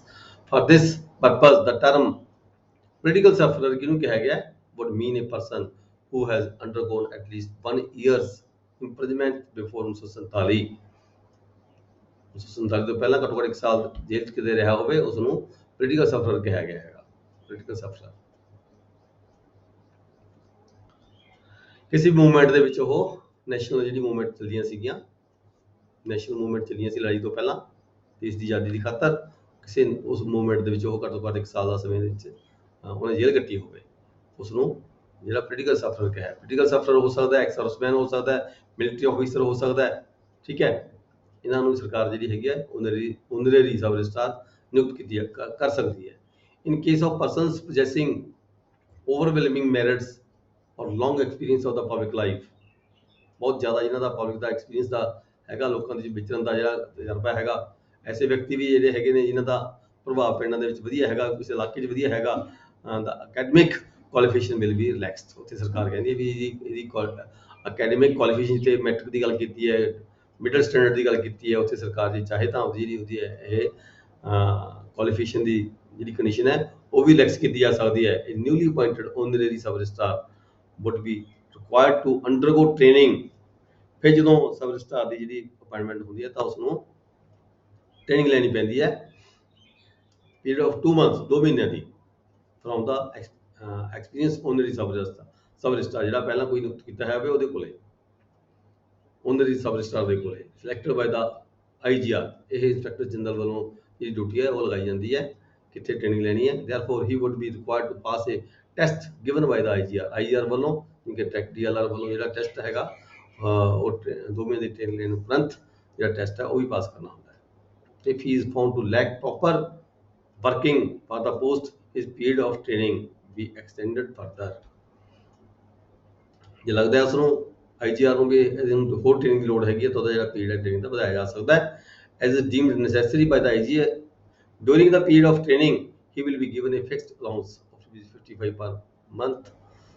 ਭੱਤਾ ਦਿੱਤਾ ਜਾਂਦਾ ਹੈ, ਜਿਵੇਂ ਪਟਵਾਰੀ ਨੂੰ ਇਸ ਵੇਲੇ ਭੱਤਾ ਦਿੱਤਾ ਜਾਂਦਾ ਹੈ, ਇਸ ਤਰੀਕੇ ਜਿਹੜਾ ਹੈਗਾ ਮਾਨ ਭੱਤਾ ਦਿੱਤਾ ਜਾਂਦਾ 55 ਰੁਪਏ ਉਸ ਵੇਲੇ ਫਿਕਸ ਹੋਇਆ, ਉਹ ਵੀ ਪੁਰਾਣੇ ਪਏ ਨੇ ਇਸ ਵੇਲੇ। Out of the grant of under head of registration ਦਾ ਜਿਹੜਾ ਹੈਡ ਬਣਿਆ ਹੋਇਆ ਉਹਦੇ ਵਿੱਚੋਂ ਇਹ ਪੇਮੈਂਟ ਕੀਤੀ ਜਾਂਦੀ ਹੈ। ਅਦਰ ਅਲਾਉਂਸਸ ਵੀ ਹੋਰ ਵੀ ਅਲਾਉਂਸਸ ਹੈ ਉਹ ਵੀ ਪੇ ਕੀਤੇ ਜਾਂਦੇ ਨੇ। A candidate for the post of honorary sub-registrar shall submit his application in form 7 prescribed in appendix 3 miscellaneous form to the Punjab Registration Manual 1930। ਉਹ ਆਪਦਾ ਫਾਰਮ ਭਰ ਕੇ ਦੇਵੇਗਾ ਵੀ ਉਹਦੇ ਕਿਹੜੇ ਭੱਤੇ ਬਣਦੇ ਨੇ, ਕਿੰਨੀ ਉਹਦੀ ਸੈਲਰੀ ਬਣਦੀ ਹੈ। ਇਹ ਫਾਰਮ 7 ਦੇ ਵਿੱਚ ਰਿਕਵਰੀ ਦੀ ਖਾਤਰ ਪੇਮੈਂਟ ਦੇ ਲਈ ਹਰ ਮਹੀਨੇ। ਨੈਕਸਟ ਹੈ ਸਬ para 2 recommendations should be made by the commissioners directly to the government। ਜਿਹੜੀਆਂ ਰਿਕਮੈਂਡੇਸ਼ਨ ਹੈ ਜਦੋਂ ਕਿਸੇ ਦੀ ਅਪਾਇੰਟਮੈਂਟ ਕਰਨੀ ਹੈ, ਕਿਸ ਵਿਅਕਤੀ ਨੂੰ ਅਪਾਇੰਟ ਕਰਨਾ ਹੈ, ਕਿਸ ਵਿਅਕਤੀ ਦਾ ਨਾਮ ਜਿਹੜਾ ਹੈਗਾ ਰਿਕਮੈਂਡ ਕਰਨਾ ਹੈ, ਇਹ ਰਿਕਮੈਂਡੇਸ਼ਨ ਹੈ ਥਰੂ ਡਿਪਟੀ ਕਮਿਸ਼ਨਰ ਹੋ ਕੇ ਇਹ ਕਮਿਸ਼ਨਰ ਦੇ ਰਾਹੀਂ ਡਾਇਰੈਕਟ ਲਿਖਿਆ ਗਿਆ ਹੈਗਾ। Commissioners direct to the government, ਸਰਕਾਰ ਨੂੰ ਕਮਿਸ਼ਨਰ ਕਰਨਗੇ ਸਿੱਧੇ ਤੌਰ ਤੇ and should be made in demi official form. Demi official ਮਤਲਬ DO ਫਾਰਮ ਦੇ ਵਿੱਚ, DO ਦੇ ਲੈਟਰ ਦੇ ਵਿੱਚ। They should be accompanied by tabular statement, ਨਾਲ ਉਹਦੀ ਸਟੇਟਮੈਂਟ ਲੱਗ ਕੇ ਜਾਏਗੀ। ਉਹ ਜਿਹੜਾ ਵਿਅਕਤੀ tabular statement dealing with the claims of all the candidates whose names have come before the deputy commissioner। DC ਕੋਲੇ ਕੁਝ ਹੋਰ ਵਿਅਕਤੀਆਂ ਦੇ ਹੋਰ ਵੀ ਨਾਮ ਆਏ ਜਾ ਸਕਦੇ ਨੇ। ਉਹਨਾਂ ਸਾਰੇ ਵਿਅਕਤੀਆਂ ਦਾ ਜਿਹੜਾ ਕਲੇਮ ਹੈ, ਕੀ ਕਲੇਮ ਕੌਣ ਕਰਦਾ ਹੈ, ਕੌਣ ਆਪਦੀਆਂ ਜਿਹੜੀਆਂ ਹੈਗੀਆਂ ਕੁਆਲੀਫਿਕੇਸ਼ਨ ਦੇ ਬਾਰੇ 'ਚ ਕੌਣ ਕੀ ਹੈਗਾ, ਕਿੰਨੀ, ਉਹ ਸਾਰੀ ਜਿਹੜੀ DC ਵੱਲੋਂ ਰਿਪੋਰਟ ਆਏਗੀ ਉਹਦੇ ਅਕੋਰਡਿੰਗ ਉਸ ਤੋਂ ਬਾਅਦ ਫਿਰ ਕਮਿਸ਼ਨਰ ਹੈਗਾ ਉਹਨੂੰ ਉਹਨਾਂ ਤੋਂ ਇੱਕ ਵਿਅਕਤੀ ਦਾ ਜਿਹੜਾ ਨਾਮ ਹੈਗਾ ਉਹ ਰਿਕਮੈਂਡ ਕਰਕੇ ਭੇਜਦਾ ਗਵਰਨਮੈਂਟ।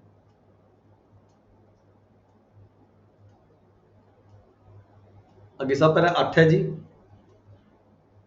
ਸਬ ਪੈਰਾ 8 ਦੇ ਵਿੱਚ ਕੀ ਹੈਗਾ, departmental and honorary sub registrars at the headquarters of all the districts and all the ਤਹਿਸੀਲਸ।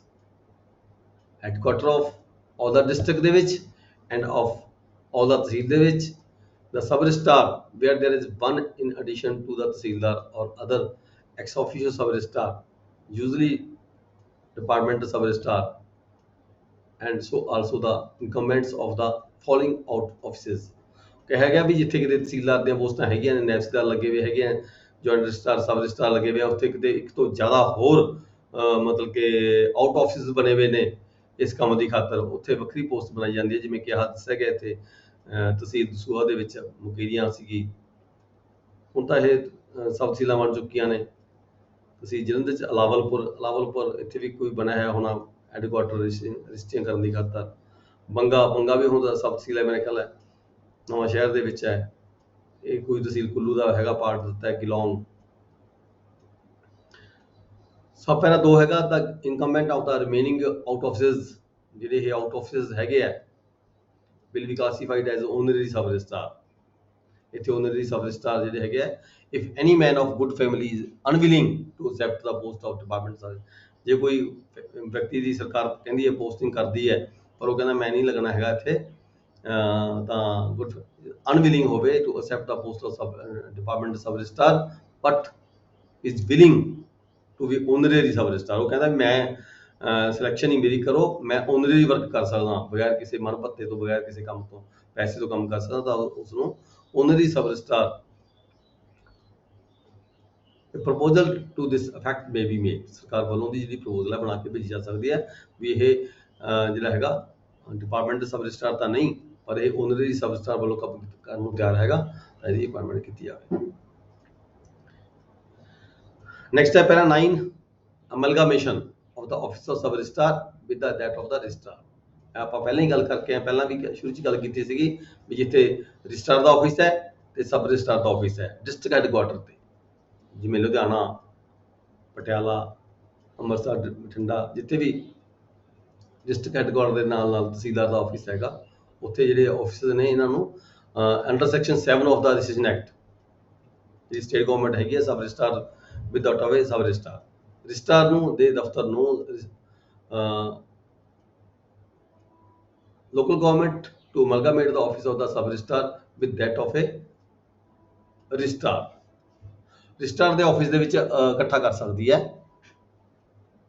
Sub registrar ਦੇ ਆਫਿਸ ਨੂੰ ਰਜਿਸਟਰਾਰ ਦੇ ਆਫਿਸ ਦੇ ਵਿੱਚ ਹੀ ਸ਼ਾਮਲ ਕੀਤਾ ਜਾ ਸਕਦਾ ਹੈ and to authorise the sub registrar to exercise and perform in addition to his own power ਜਿਹੜੀਆਂ ਵੀ ਡਿਊਟੀਆਂ ਉਹਦੀਆਂ ਸਬ ਰਜਿਸਟਰਾਰ ਦੀਆਂ ਹੁੰਦੀਆਂ ਨੇ ਉਹ ਡਿਊਟੀਆਂ ਤੋਂ ਇਲਾਵਾ ਆਲ ਔਰ ਐਨੀ of the powers of the registrar registrar ਦੀਆਂ ਜਿਹੜੀਆਂ ਪਾਵਰ ਨੇ ਉਹ ਵੀ ਯੂਟਿਲਾਈਜ਼ ਕੀਤੀਆਂ ਜਾ ਸਕਦੀਆਂ ਨੇ ਸਬ ਰਜਿਸਟਰਾਰ ਵੱਲੋਂ ਜਿੱਥੇ ਜਿਹੜੇ ਦਫ਼ਤਰ ਨੇ ਦੋਹੇ ਇਕੱਠੇ ਕਰ ਦਿੱਤੇ ਜਾਣ ਦਾ sub registrar at the headquarters of certain districts have accordingly been authorized to exercise and perform such powers of the and duties with the exceptions ਜਿਹੜਾ section 68 ਹੈ ਤੇ 72 ਹੈ ਇੱਥੇ ਕੀ ਹੈਗਾ ਇਹਦੇ ਵਿੱਚ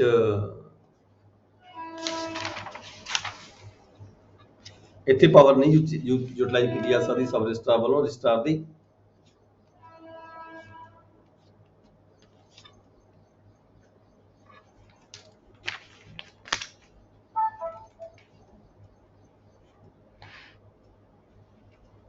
ਦੇ ਵਿੱਚ ਕੀ ਜਨਰਲ ਕੰਟਰੋਲ ਹੁੰਦਾ ਰਜਿਸਟਰਾਰ ਦਾ ਸਾਰੇ ਹੀ ਸਬ ਰਜਿਸਟਰਾਰਾਂ ਦੇ ਵਿੱਚ ਜਿਹੜਾ ਡੀਸੀ ਹੈਗਾ ਉਹ ਡੀਸੀ ਦੇ ਅਧੀਨ ਜਿੰਨੇ ਵੀ ਤਹਿਸੀਲਾਂ ਹੈਗੀਆਂ ਨੇ ਉਹ ਸਾਰੀਆਂ ਤਹਿਸੀਲਾਂ ਦਾ ਜਿਹੜਾ ਕੰਟਰੋਲ ਹੈਗਾ ਉਹ ਮਤਲਬ ਕਿ ਰਜਿਸਟਰਾਰ ਦੇ ਕੋਲੇ ਹੁੰਦਾ ਹੈ ਇਹ ਜਿਹੜੀ ਪਾਵਰ ਹੈਗੀ ਕੰਟਰੋਲਿੰਗ ਪਾਵਰ ਜਿਹੜੀ ਹੈਗੀ ਹੈ ਉਹ ਸਬ ਰਜਿਸਟਰਾਰ ਯੂਟਿਲਾਈਜ਼ ਨਹੀਂ ਕਰੇਗਾ ਕਿਉਂਕਿ ਇਹ ਸਿਰਫ ਰਜਿਸਟਰਾਰ ਹੀ ਕਰ ਸਕਦਾ ਕਿਉਂਕਿ ਬਾਕੀ ਜਿਹੜੇ ਸਬ ਰਜਿਸਟਰਾਰ ਨੇ ਉਹਦੇ ਇਕੁਅਲ ਰੈਂਕ ਦੇ ਹੁੰਦੇ ਆ ਇਸ ਕਰਕੇ ਇਹ ਜਿਹੜੀ ਪਾਵਰ ਹੈ ਜੇ ਸਬ ਰਜਿਸਟਰਾਰ ਦਾ ਆਫਿਸ ਰਜਿਸਟਰਾਰ ਦੇ ਆਫਿਸ ਮਤਲਬ ਕਿ ਇਕੱਠਾ ਸ਼ਾਮਲ ਕਰ ਦਿੱਤਾ ਜਾਵੇ ਤਾਂ ਇਹ ਪਾਵਰ ਯੂਟਿਲਾਈਜ਼ ਉਹਦੇ ਵੱਲੋਂ ਨਹੀਂ ਕੀਤੀ ਜਾ ਸਕਦੀ ਇਸੇ ਤਰੀਕੇ ਜਿਹੜੀ ਸੈਕਸ਼ਨ 72 ਹੈ ਲੈਂਡ ਰੈਵਨਿਊ ਐਕਟ ਦੀ ਉਹ 'ਚ ਕਿਹਾ ਗਿਆ appeals to registrar from the orders of sub registrar refusing registration ਜਦੋਂ ਕੋਈ ਸਬ ਰਜਿਸਟਰਾਰ ਕਿਸੇ ਰਜਿਸਟਰੀ ਨੂੰ ਕਰਨ ਤੋਂ ਰਿਫਿਊਜ਼ ਕਰਦਾ ਹੈ ਤਾਂ ਜਿਹੜੀ ਉਹਦੀ ਅਪੀਲ ਹੁੰਦੀ ਹੈ ਉਹ ਰਜਿਸਟਰਾਰ ਦੇ ਪੈਂਦੀ ਹੈ ਪਰ ਜੇਕਰ ਸਬ ਰਜਿਸਟਰਾਰ ਦਾ ਆਫਿਸ ਰਜਿਸਟਰਾਰ ਦੇ ਆਫਿਸ 'ਚ ਸ਼ਾਮਲ ਹੋ ਜਾਂਦਾ ਹੈ ਬਾਕੀ ਪਾਵਰਾਂ ਬੇਸ਼ੱਕ ਯੂਟਿਲਾਈਜ਼ ਕਰੇਗਾ ਸਬ ਰਜਿਸਟਰਾਰ ਦੀਆਂ ਪਰ ਇਹ ਜਿਹੜੀ ਪਾਵਰ ਹੈਗੀ ਹੈ ਇਹ ਸਬ ਰਜਿਸਟਰਾਰ ਵੱਲੋਂ ਯੂਟਿਲਾਈਜ਼ ਨਹੀਂ ਕੀਤੀ ਜਾਂਦੀ ਕਿਉਂਕਿ ਜਿਹੜੀ ਅਪੀਲ ਦੀ ਪਾਵਰ ਹੈ ਉਹ ਹਰ ਅਥਾਰਟੀ ਨੇ ਹੀ ਸੁਣਨੀ ਹੁੰਦੀ ਹੈ ਸਬ ਰਜਿਸਟਰਾਰ ਆਪਦੀ ਹੀ ਅਪੀਲ ਆਪਦੀ ਆਰਡਰ ਦੀ ਜਿਹੜੀ ਅਪੀਲ ਹੈ ਆਪ ਨਹੀਂ ਸੁਣ ਸਕਦਾ ਹੈਗਾ ਇਸੇ ਤਰੀਕੇ ਸੈਕਸ਼ਨ 35 ਦਾ ਜਿਹੜਾ ਹੈਗਾ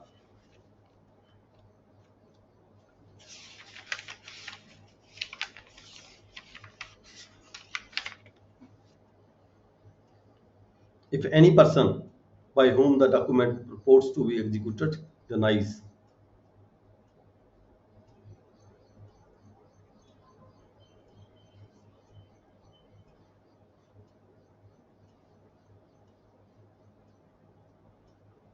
ਜਿੱਥੇ ਕਿਤੇ ਸਬ ਰਜਿਸਟਰਾਰ ਵੱਲੋਂ ਕੋਈ ਲੂਨਾਟਿਕ ਹੋਣ ਦੇ ਖਾਤਰ ਜਾਂ ਕੋਈ ਵਿਅਕਤੀ ਡਰਾਈ ਕਰਦਾ ਮੈਂ ਰਜਿਸਟਰੀ ਨਹੀਂ ਕਰਾਣੀ ਬੇਸ਼ੱਕ ਸਹਿ ਉਹਨੇ ਕਰ ਦਿੱਤੇ ਜਾਂ ਕੋਈ ਮਾਈਨਰ ਹੈ ਹੋਰ ਇੱਦਾਂ ਦਾ ਕੋਈ ਈਡੀਅਟ ਹੈ ਕੋਈ ਲੂਨਾਟਿਕ ਹੈ ਹਾਂਜੀ ਤੇ ਇੱਦਾਂ ਦੇ ਕਿਸੇ ਵੀ ਕੇਸ ਦੇ ਵਿੱਚ ਜਦੋਂ ਸਬ ਰਜਿਸਟਰਾਰ ਵੱਲੋਂ ਡਿਨਾਈ ਕਰ ਦਿੱਤਾ ਜਾਂਦਾ ਹੈ ਤੇ ਉਹਦੀ ਰਜਿਸਟਰੀ ਕਰਨ ਤੋਂ ਡਿਨਾਈ ਕਰ ਦਿੱਤਾ ਜਾਂਦਾ ਹੈ ਤਾਂ ਫਿਰ ਉਹ ਵਿਅਕਤੀ ਜਿਹੜਾ ਅਪੀਲ ਦੇ ਵਿੱਚ ਜਾਂਦਾ ਹੈ ਤਾਂ ਉਹ ਜਿਹੜੀ ਪਾਵਰ ਹੈ ਉਹ ਵੀ ਇੱਥੇ ਯੂਟਿਲਾਈਜ਼ ਨਹੀਂ ਕੀਤੀ ਜਾ ਸਕਦੀ ਸਬ ਰਜਿਸਟਰਾਰ ਵੱਲੋਂ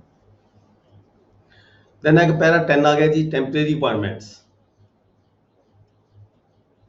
ਸੈਕਸ਼ਨ 11 ਤੇ 12 ਹੈਗੇ ਨੇ ਆਪਣੇ ਐਕਟ ਦੇ ਵਿੱਚ ਉਹਦੇ ਮੁਤਾਬਕ ਇਹ ਜਿਹੜਾ ਹੈਗਾ ਪੈਰਾ ਬਣਾਏ ਦਿੱਤੇ ਗਏ ਹੈ Section 11 ਕੀ ਕਹਿੰਦੀ ਹੈ absence of registrar on the duty in his district. When any registrar is absent from his office on duty in his district, he may appoint any sub-registrar or other person in his district to perform during such absence all the duties of registrar except those mentioned in section 68 and 72. ਜਦੋਂ ਵੀ ਕੋਈ registrar ਜਿਹੜਾ ਹੈਗਾ ਉਹ ਆਪਣੀ ਜ਼ਿਲ੍ਹੇ ਦੇ ਵਿੱਚੋਂ ਗੈਰ ਹਾਜ਼ਰ ਹੋਵੇ ਤਾਂ ਉਹ ਕਿਸੇ ਵੀ ਸਬ ਰਜਿਸਟਰਾਰ ਨੂੰ ਆਪਣੀਆਂ ਡਿਊਟੀਆਂ ਜਿਹੜੀਆਂ ਸੰਭਾਲ ਸਕਦਾ ਹੈ ਵੀ ਤੂੰ ਮੇਰੀਆਂ ਇਹ ਡਿਊਟੀਆਂ ਮੇਰੀ ਗੈਰ ਹਾਜ਼ਰੀ ਦੇ ਵਿੱਚ ਤੁਸੀਂ ਪਰਫਾਰਮ ਕਰੋਗੇ ਪਰ ਇਹ ਜਿਹੜੀਆਂ ਸੈਕਸ਼ਨ 68 672 ਆਪਾਂ ਪੜ੍ਹ ਕੇ ਗਏ ਇਹਨਾਂ ਨੂੰ ਛੱਡ ਕੇ ਬਾਕੀ ਜਿਹੜੀਆਂ ਡਿਊਟੀਆਂ ਹੈਗੀਆਂ ਉਹ ਦਿੱਤੀਆਂ ਜਾ ਸਕਦੀਆਂ ਨੇ ਟੈਂਪਰੇਰੀ ਅਪਾਇੰਟਮੈਂਟ ਦੇ ਲਈ ਸੈਕਸ਼ਨ 12 ਦੇ ਵਿੱਚ ਕੀ ਹੈਗਾ absence of sub-registrar or vacancy in his office.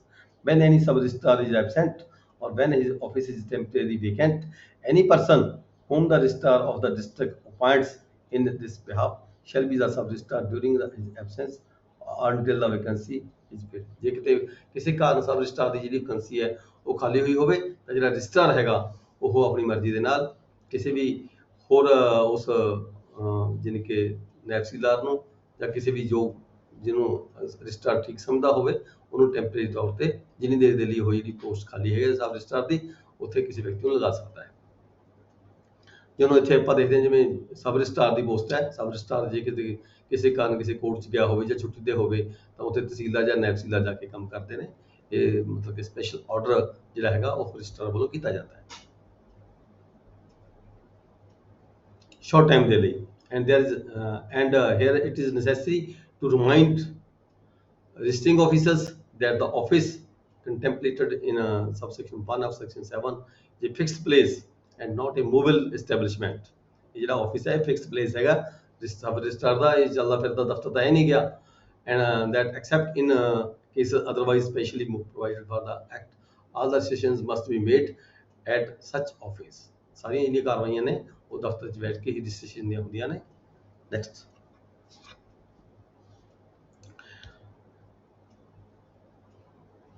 And ਕੰਸੀਕੁਐਂਟਲੀ ਇਸੇ ਤਰੀਕੇ ਨਾਲ ਕਹਿੰਦਾ ਵੈਨ ਰਜਿਸਟਰਿੰਗ ਆਫੀਸਰਸ, ਜਦੋਂ ਸਬ ਰਜਿਸਟਰਾਰ ਜਾਂ ਜੁਆਇੰਟ ਸਬ ਰਜਿਸਟਰਾਰ, ਰਜਿਸਟਰਿੰਗ ਆਫੀਸਰ ਕੋਈ ਵੀ ਹੋ ਸਕਦਾ ਹੈ, ਜੇ ਉਹ ਸਬ ਰਜਿਸਟਰਾਰ ਹੋ ਸਕਦਾ ਹੈ, ਜੁਆਇੰਟ ਸਬ ਰਜਿਸਟਰਾਰ ਹੋ ਸਕਦਾ ਹੈ। ਪ੍ਰੋਸੀਡਸ ਇਨਟੂ ਦਾ ਇੰਟੀਰੀਅਰ, ਕਿਸੇ ਕਾਰਨ ਕਰਕੇ ਆਪਦੇ ਕਿਸੇ ਇਲਾਕੇ ਦੇ ਵਿੱਚ ਦੂਰ ਦਰਾਡੇ ਚਲਾ ਗਿਆ ਹੋਵੇ, ਕੋਈ ਮੌਕਾ ਦੇਖਣ ਲਈ ਚਲਾ ਗਿਆ ਹੋਵੇ ਜਾਂ ਕਿਸੇ ਧਰਨੇ ਵਗੈਰਾ ਤੇ ਚਲਾ ਗਿਆ ਹੋਵੇ, ਕੋਈ ਹੋਰ ਮੁਜ਼ਾਹਰਾ ਹੋ ਰਿਹਾ ਹੋਵੇ, ਕਿਸੇ ਵੀ ਕਾਰਨ ਕੋਈ ਜਿਹੜੀ ਹੈਗੀ ਹੈ ਐਡਮਿਨ ਡਿਊਟੀ ਤੇ ਗਿਆ ਹੋਵੇ ਆਫਿਸ ਡਿਸਟ੍ਰਿਕਟ ਦੇ ਵਿੱਚ ਔਰ ਸਬ ਡਿਸਟ੍ਰਿਕਟ ਦੇ ਵਿੱਚ, ਹੀ can not take his office with him.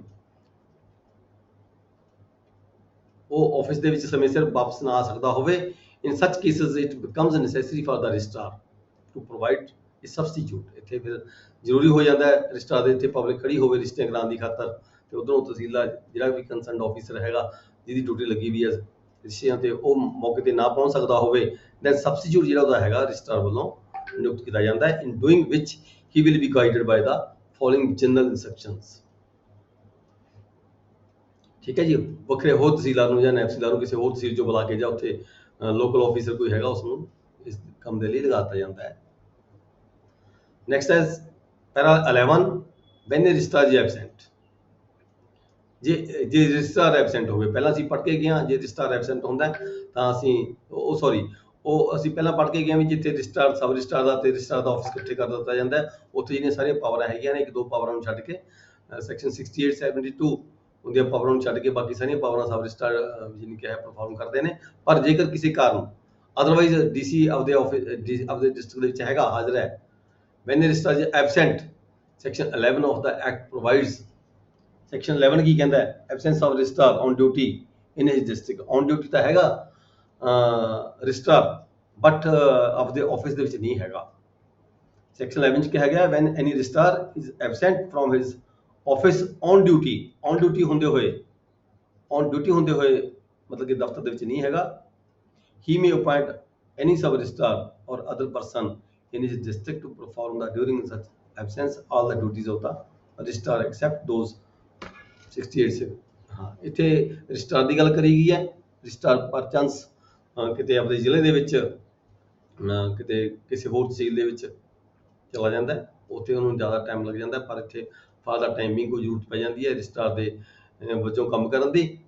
ਕੋਈ ਵਿਅਕਤੀ ਪੇਸ਼ ਹੁੰਦਾ ਉੱਥੇ ਐਜ਼ ਏ ਰਜਿਸਟਰਾਰ ਉਹਦੇ ਆਫਿਸ ਦੇ ਵਿੱਚ, ਤਾਂ ਫਾਰ ਦਾ ਟਾਈਮਿੰਗ ਜਿਹਦੀ ਡਿਊਟੀ ਹੈ ਕਿਸੇ ਹੋਰ ਆਫਿਸਰ ਦੀ ਕਿਸੇ ਸਬ ਰਜਿਸਟਰਾਰ ਦੀ ਲਗਾਈ ਜਾ ਸਕਦੀ ਹੈ।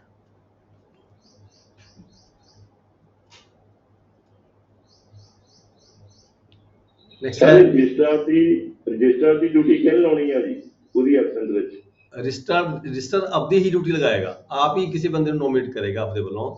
ਹੀ may appoint any sub registrar may appoint any sub registrar or other person in his district to perform during such absence। ਕਿਉਂ ਕੋਈ ਮੈਰਿਜ ਹੈ, ਮੰਨ ਲਓ ਕੋਈ ਮੈਰਿਜ ਪੇਸ਼ ਹੋ ਗਈ ਇੱਦਾਂ ਦੀ ਜਿਹੜੀ ਸਬ ਰਜਿਸਟਰਾਰ ਦੇ ਪੇਸ਼ ਨਹੀਂ ਹੋ ਸਕਦੀ, ਜਾਂ ਕੋਈ ਇੱਦਾਂ ਦਾ ਵਿਅਕਤੀ ਪੇਸ਼ ਹੋ ਗਿਆ ਜਾਂ ਕਿਸੇ ਨੇ ਆਪਦੀ ਜਿਹੜੀ ਬਿੱਲ ਹੈ ਉਹ ਤੁਸੀਂ ਰਜਿਸਟਰਾਰ ਆਫਿਸ ਜਮ੍ਹਾਂ ਕਰਵਾਉਣੀ ਹੈ। ਠੀਕ ਹੈ, ਇੱਦਾਂ ਦੇ ਕੇਸ ਜਿਹੜੇ ਵੀ ਰਜਿਸਟਰਾਰ ਦੇ ਡਿਊਟੀ 'ਚ ਆਉਂਦੇ ਨੇ, ਇੱਦਾਂ ਦੀ ਕੋਈ ਡਿਊਟੀ ਪਰਫਾਰਮ ਕਰਨੀ ਹੈ ਔਰ ਅਰਜੈਂਟ ਡਿਊਟੀ ਹੈਗੀ ਜਿਹੜੀ ਪਰਫਾਰਮ ਕਰਨੀ ਹੈ, ਪਰ ਉੱਥੇ ਅਰਜੈਂਟ ਡਿਊਟੀ ਕਰਨ ਦੀ ਖਾਤਰ ਜਿਹੜਾ ਰਜਿਸਟਰਾਰ ਹੈ ਆਪਦੇ ਆਫਿਸ 'ਚ ਨਹੀਂ ਹੈਗਾ, ਪਰ ਐਜ਼ ਏ ਪਬਲਿਕ ਉਹ ਐਮਰਜੈਂਸੀ ਵੀ ਹੈ ਅਰਜੈਂਟ ਵੀ ਹੈ। ठीक है। ਤਾਂ ਜਿਹੜਾ ਰਜਿਸਟਰਾਰ ਹੈਗਾ ਉਹ ਆਪਣੇ ਵੱਲੋਂ ਮੇ point any sub registrar or other person in his district ਉੱਥੇ Okay. ਆਰਡਰ ਕੀਤਾ ਜਾਵੇਗਾ ਸਪੈਸ਼ਲੀ ਤੌਰ ਤੇ ਬਾਅਦ ਦੇ ਵਿੱਚ ਆ ਕੇ ਓਕੇ ਜੀ, ਓਕੇ, ਠੀਕ ਹੈ ਜੀ। he during such absence all the duties of his registrar except ਦੋ ਜਿਹੜੀਆਂ ਉਹ ਸੈਕਸ਼ਨ 68 72 ਉੱਥੇ ਨਹੀਂ ਲਗਾ ਸਕਦਾ, ਉਹਨਾਂ 'ਚ ਨਹੀਂ ਲਗਾ ਸਕਦਾ ਜਿੱਥੇ ਅਪੀਲਾਂ ਵਗੈਰਾ ਹੀ ਨੇ, ਜਨਰਲ ਕੰਟਰੋਲ ਵਗੈਰਾ ਹੈਗਾ, ਹਾਂਜੀ ਉਹ ਨਹੀਂ। ਪੈਰਾ 12 ਕੀ ਕਹਿੰਦਾ ਜੀ, when a sub registrar is absent. ਹੁਣ ਦੇਖੋ ਅਸੀਂ ਕੰਮ ਕਰਦੇ ਹਾਂ, ਸਾਡੀਆਂ ਡਿਊਟੀਆਂ ਇਹਨਾਂ ਰੂਲਾਂ ਤਹਿਤ ਹੀ ਲੱਗਦੀਆਂ ਨੇ, ਆਰਡਰ ਵਗੈਰਾ ਕਈ ਵਾਰੀ ਵਿਦਆਊਟ ਆਰਡਰ ਅਸੀਂ ਕੰਮ ਕਰੀ ਜਾਂਦੇ ਹਾਂ, ਪਰ ਉਹ ਇਨਫੈਕਟ ਮੈਂ ਦੱਸਾਂ ਵੀ ਜਿਹੜੇ ਹੈਗੇ ਨੇ ਉਹ ਕਹਿ ਕਿਉਂਕਿ ਬ੍ਰਾਂਚ ਵਾਲਿਆਂ ਤੋਂ ਜਦੋਂ ਅਸੀਂ ਕਿਤੇ ਹੋਰ ਡਿਊਟੀ ਕਰਨ ਜਾ ਰਹੇ ਹਾਂ ਤਾਂ ਜਿਹੜੇ ਆਰਡਰ ਨੇ ਉਹ ਕਰਵਾ ਲੈਣੇ ਚਾਹੀਦੇ ਹੁੰਦੇ ਆ, ਕਹਿ ਕੇ ਡੀਆਰਓ ਕਹਿ ਕੇ ਨਾ ਆਰਡਰ ਕਰਵਾ ਲੈਣੇ ਹੁਣ ਜਿਵੇਂ ਤੁਸੀਂ ਲੱਗੇ ਹੋਏ ਕਿਤੇ ਹੋਰ ਹੋ ਡਿਊਟੀ ਕਰਨ ਲਈ, ਤੁਹਾਨੂੰ ਕਿਸੇ ਰਜਿਸਟਰਾਰ ਵੱਲੋਂ ਆਫਿਸ ਮੈਸੇਜ ਆ ਗਿਆ, ਡੀਆਰਓ ਵੱਲੋਂ ਮੈਸੇਜ ਆ ਗਿਆ ਵੀ ਫਲਾਣੀ ਥਾਂ ਜਾ ਕੇ ਤੁਸੀਂ ਆਪਦੀਆਂ ਇਹ ਰਜਿਸਟਰੀਆਂ ਕਰੋ, ਉੱਥੇ ਸਾਡੀ ਡਿਊਟੀ ਤਾਂ ਅਦਰਵਾਈਜ਼ ਹੈ ਨਹੀਂ ਗਈ, ਪਰ ਜੀ ਸਰ। ਠੀਕ ਹੈ, ਪਰ ਉੱਥੇ ਜ਼ਰੂਰਤ ਹੁੰਦੀ ਆ, ਪਰ ਆਰਡਰ ਵੀ ਕੋਈ ਨਹੀਂ ਕਰਦਾ ਹੈਗਾ ਜਨਰਲੀ ਤੌਰ ਤੇ। ਏਦਾਂ ਹੀ ਜਨਰਲ ਓਰਲ ਆਰਡਰ ਹੋ ਜਾਂਦੇ ਨੇ, ਪਰ ਜਿਹੜੇ ਓਰਲ ਆਰਡਰ ਨੇ ਉਹਨਾਂ ਨੂੰ ਰਿਟਨ ਦੇ ਵਿੱਚ ਵੀ ਕਰਵਾ ਲੈਣਾ ਚਾਹੀਦਾ ਹੁੰਦਾ ਹੈ। ਕਈ ਵਾਰੀ ਜ਼ਰੂਰਤ ਪੈਂਦੀ, ਤੇਰੇ ਕੋਲ ਕੀ ਅਧਿਕਾਰ ਸੀਗਾ, ਤੂੰ ਕਿਵੇਂ ਰਜਿਸਟਰ ਕਰਨ ਚਲਾ ਗਿਆ ਉੱਥੇ, ਤੇ ਕੱਲ ਨੂੰ ਕੋਈ ਪ੍ਰੋਬਲਮ ਕ੍ਰੀਏਟ ਹੁੰਦੀ ਹੈ, ਕੋਈ ਕੇਸ ਚੱਲਦਾ ਹੋਰ ਚੱਲਦਾ ਤੇ ਸਾਡੇ ਕੋਲੇ ਲਿਖਾ ਪੜੀ ਮਾੜੀ ਮੋਟੀ ਹੋਣੀ ਚਾਹੀਦੀ ਹੈ। ਕਈ ਵਾਰੀ ਆਰਡਰ ਹੁੰਦੇ ਹੀ ਨਹੀਂ ਹੈਗੇ, ਅਸੀਂ ਦੇਖਦੇ ਹਾਂ ਰੂਟੀਨ 'ਚ ਹੁੰਦੇ ਹੀ ਨਹੀਂ ਹੈਗੇ। ਅੱਛਾ, ਕਈ ਵਾਰੀ ਇੱਦਾਂ ਹੁੰਦਾ ਵੀ ਚਲੋ ਕਰ ਦਾਂਗੇ, ਜਨਰਲੀ ਸਪੈਸ਼ਲ ਓਰਲ ਆਰਡਰ ਕਰ ਦਿੱਤਾ ਵੀ ਜਾ ਕੇ ਤੁਸੀਂ ਉੱਥੇ ਫਲਾਣੀ ਥਾਂ ਤੇ ਤਹਿਸੀਲਦਾਰ ਅਜੇ ਹੈ ਨਹੀਂ ਗਿਆ, ਤੁਸੀਂ ਉੱਥੇ ਪਬਲਿਕ ਖੜੀ ਹੈ ਬਹੁਤ ਜ਼ਿਆਦਾ, ਜਾ ਕੇ ਤੁਸੀਂ ਰਜਿਸਟਰ ਕਰਿਓ, ਠੀਕ ਹੈ, ਆਰਡਰ ਬਾਅਦ 'ਚ ਲੈ ਲਿਓ। ਉਹ ਬਾਅਦ ਦੇ ਵਿੱਚ ਜਿਹੜੀ ਗੱਲ ਹੁੰਦੀ ਹੈ ਅਸੀਂ ਵੀ ਭੁੱਲ ਜਾਂਦੇ ਹਾਂ, ਤੇ ਜਿਹੜੇ ਆਫੀਸਰ ਹੁੰਦੇ ਨੇ ਕੰਸਰਨ ਜਿਹਨੇ ਸਾਨੂੰ ਕਿਹਾ ਹੁੰਦਾ ਉਹ ਵੀ ਭੁੱਲ ਜਾਂਦੇ, ਮੁੜ ਕੇ ਰਹਿ ਜਾਂਦਾ ਹੈ। ਪੈਰਾ 12 ਹੈਗਾ when a sub registrar is absent, ਜੇ ਸਬ ਰਜਿਸਟਰਾਰ ਐਬਸੈਂਟ ਹੈ। ਸੈਕਸ਼ਨ 12 ਆਪਾਂ ਪਹਿਲਾਂ ਹੀ ਪੜ੍ਹਿਆ, ਸਬ ਰਜਿਸਟਰਾਰ ਜੇ ਸਬ ਰਜਿਸਟਰਾਰ ਐਬਸੈਂਟ ਹੈ ਤਾਂ ਜਿਹੜਾ ਰਜਿਸਟਰਾਰ ਹੈ ਉਹਦੀ ਥਾਂ ਤੇ ਹੋਰ ਜਿਹੜਾ ਆਫੀਸਰ ਹੈ ਉਹਨੂੰ ਨਿਯੁਕਤ ਕਰ ਸਕਦਾ ਹੈ। ਸੈਕਸ਼ਨ 12 ਦੇ ਵਿੱਚ ਵੀ ਇਹੀ ਪ੍ਰੋਵੀਜ਼ਨ ਦਿੱਤੀ ਗਈ ਹੈ ਐਕਟ ਦੇ ਵਿੱਚ, provides for the temporary vacancies in the office of the sub registrar when a subordinate registering officer proceeds on leave of absence, when a subordinate registering officer proceeds on leave of absence or is otherwise temporarily away from his office, ਤਾਂ ਕਿਸੇ ਕਾਰਨ ਆਪਣੇ ਦਫ਼ਤਰ ਤੋਂ ਦੂਰ ਹੈਗਾ, the registrar will provide for the performance of his duties during his absence in the following manner। ਕਿਹੜੇ ਤਰੀਕੇ ਦੇ ਰਾਹੀਂ ਫਿਰ ਇਹ ਡਿਊਟੀ ਸਰਕਾਰ ਰਜਿਸਟਰਾਰ ਵੱਲੋਂ ਮਤਲਬ ਕਿ ਨਿਭਾਈ ਜਾਂਦੀ ਹੈ। when the absent officer is a district treasury officer, ਜੇ ਡਿਸਟ੍ਰਿਕਟ ਟ੍ਰੈਜਰੀ ਆਫੀਸਰ ਹੋਵੇ, ਮੰਨ ਲਓ ਉਹ ਡਿਊਟੀਆਂ ਕਰ ਰਿਹਾ ਹੋਵੇ ਸਬ ਰਜਿਸਟਰਾਰ ਦੀਆਂ, ਦਾ ਆਫੀਸਰ ਹੂ ਸਕਸੀਡਸ ਹਿਮ ਇਨ ਚਾਰਜ, ਜਿਹਦੇ ਕੋਲ ਚਾਰਜ ਉਹਦਾ ਆ ਜਾਵੇ, ਠੀਕ ਹੈ, ਡਿਸਟ੍ਰਿਕਟ ਟ੍ਰੈਜਰੀ ਆਫੀਸਰ ਦੀ ਥਾਂ ਤੇ ਜਿਹੜਾ ਕੋਈ ਜਿਹਦੇ ਕੋਲ ਚਾਰਜ ਆਵੇ, in charge of the treasury should take over his recession duties also, except where the deputy commissioner himself takes charge of the treasury।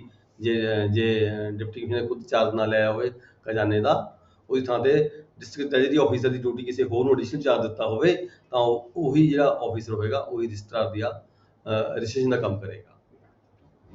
in which case registration duties should be made over to the local ਤਹਿਸੀਲਦਾਰ, ਜਾਂ local ਤਹਿਸੀਲਦਾਰ ਨੂੰ duty ਦਿੱਤੀ ਜਾ ਸਕਦੀ ਹੈ, ਔਰ to the some civil officers at the headquarter, ਕਿਸੇ civil officer ਨੂੰ headquarter ਦੇ ਉੱਪਰ ਵੀ, ਪਰ ਨਹੀਂ ਕਿਤੇ ਪ੍ਰੈਕਟੀਕਲ ਦੇਖਿਆ।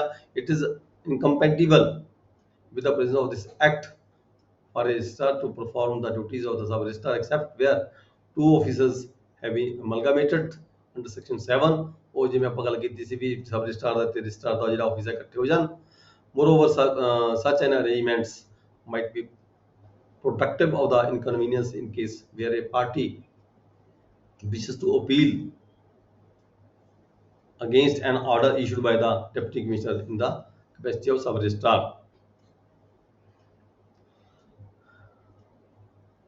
ਜਦੋਂ ਸਬ ਰਜਿਸਟਰਾਰ ਨੇ ਕੋਈ ਆਰਡਰ ਕੀਤਾ ਹੈਗਾ ਤਾਂ ਉਹਦੀ ਜਿਹੜੀ ਅਪੀਲ ਹੈ ਉਹ ਕਮਿਸ਼ਨਰ ਦੀ ਉਹਦੀ ਰਜਿਸਟਰਾਰ ਦੇ ਪੈਣੀ ਹੈਗੀ ਹੈ। ਉਸ ਗੱਲ ਨੂੰ ਛੱਡਦੇ ਹੋਏ ਬਾਕੀ ਜਿਹੜੇ ਡਿਸਟ੍ਰਿਕਟ ਟ੍ਰੈਜਰੀ ਆਫੀਸਰ ਨੂੰ, ਤਹਿਸੀਲਦਾਰ ਨੂੰ, ਨਾਇਬ ਤਹਿਸੀਲਦਾਰ ਨੂੰ ਜਿਹੜੀ ਡਿਊਟੀ ਹੈ ਰਜਿਸਟਰਾਰ ਦਿੱਤੀ ਜਾ ਸਕਦੀ ਹੈ, ਤੇ ਸਬ ਰਜਿਸਟਰਾਰ ਦੀ ਪੋਸਟ ਖਾਲੀ ਹੋਣ ਤੇ ਟੈਂਪਰੇਰੀ ਤੌਰ ਤੇ save as provided where there are two subordinate registering officers at the same place। ਦੋ ਅਫਸਰ ਨੇ ਇੱਕ ਜਗ੍ਹਾ ਦੇ ਉੱਪਰ during the temporary absence one of the other, ਇੱਕ ਕਿਸੇ ਕਾਰਨ ਚਲਾ ਗਿਆ ਹੈਗਾ, ਤਾਂ ਜਿਹੜੀ ਡਿਊਟੀ ਹੈਗੀ ਆ ਉਹ ਨੈਚੁਰਲੀ ਹੈਗੀ ਹੈ ordinarily be required to perform the duties both office. ਫਿਰ ਦੋਨੇ ਦਫ਼ਤਰਾਂ ਦੀ ਜਿਹੜੀ ਡਿਊਟੀ ਹੈ, ਇਹ ਪੁਰਾਣੀ ਗੱਲ ਹੈਗੀ ਹੈ ਜਦੋਂ ਦੋ ਅਧਿਕਾਰ ਖੇਤਰ ਵੱਖਰੇ ਵੱਖਰੇ ਪਿੰਡ ਸੌਂਪੇ ਹੋਏ ਹੁੰਦੇ ਸੀ ਰਜਿਸਟਰਿੰਗ ਆਫੀਸਰ ਨੂੰ, ਪਰ ਹੁਣ ਤਾਂ ਜਿਹੜੀ ਹੈਗੇ ਸਾਰੇ ਦੇ ਸਾਰੇ ਪਿੰਡ ਜਿਹੜੇ ਹੈਗੇ ਸਾਰੀਆਂ ਇੱਕੋ ਹੀ ਆਫੀਸਰ ਰਜਿਸਟਰਿੰਗ ਦਾ ਕੰਮ ਕਰਦਾ ਹੈ, ਪੂਰੀ ਸਬ ਤਹਿਸੀਲ ਦਾ ਜਾਂ ਪੂਰੀ ਸਬ ਡਿਵੀਜ਼ਨ ਦਾ। Save as provided above when the absent officer is a tehsildar, the naib tehsildar if available should be placed in charge of the, ये तहसीलदार गैर हाजिर है तो नायब तहसीलदार करेगा, ये नायब तहसीलदार गैर हाजिर है तो तहसीलदार करेगा। In all other cases the registrar should make such arrangements as appear to him to be the most suitable, otherwise जो भी ਉਹਨੂੰ ਸੂਟ ਕਰਦਾ ਹੈਗਾ ਰਜਿਸਟਰਾਰ ਨੂੰ, ਡਿਪਟੀ ਕਮਿਸ਼ਨਰ ਨੂੰ, ਉਹ ਆਪਣੇ ਤਰੀਕੇ ਦੇ ਨਾਲ ਜਿਹੜੇ ਹੈਗਾ ਅਰੇਂਜਮੈਂਟ ਕਰ ਸਕਦਾ ਹੈ। ਨੈਕਸਟ ਹੈ ਪੈਰਾ 13।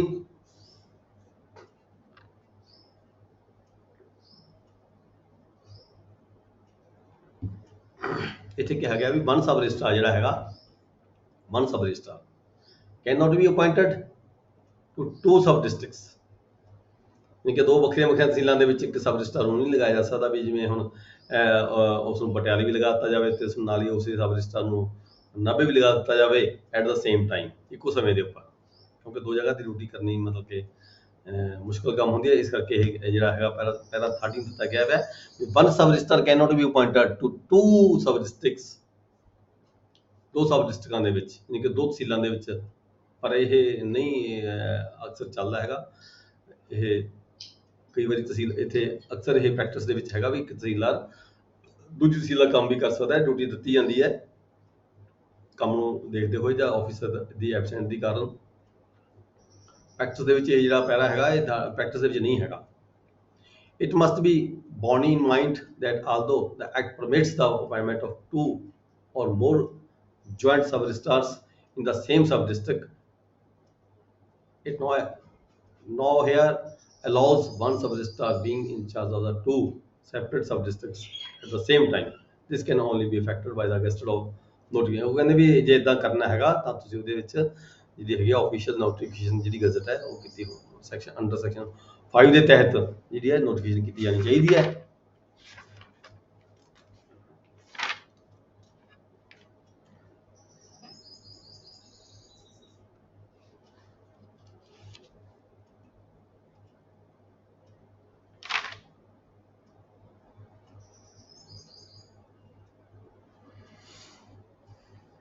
नेक्स्ट चलो भला की सीगा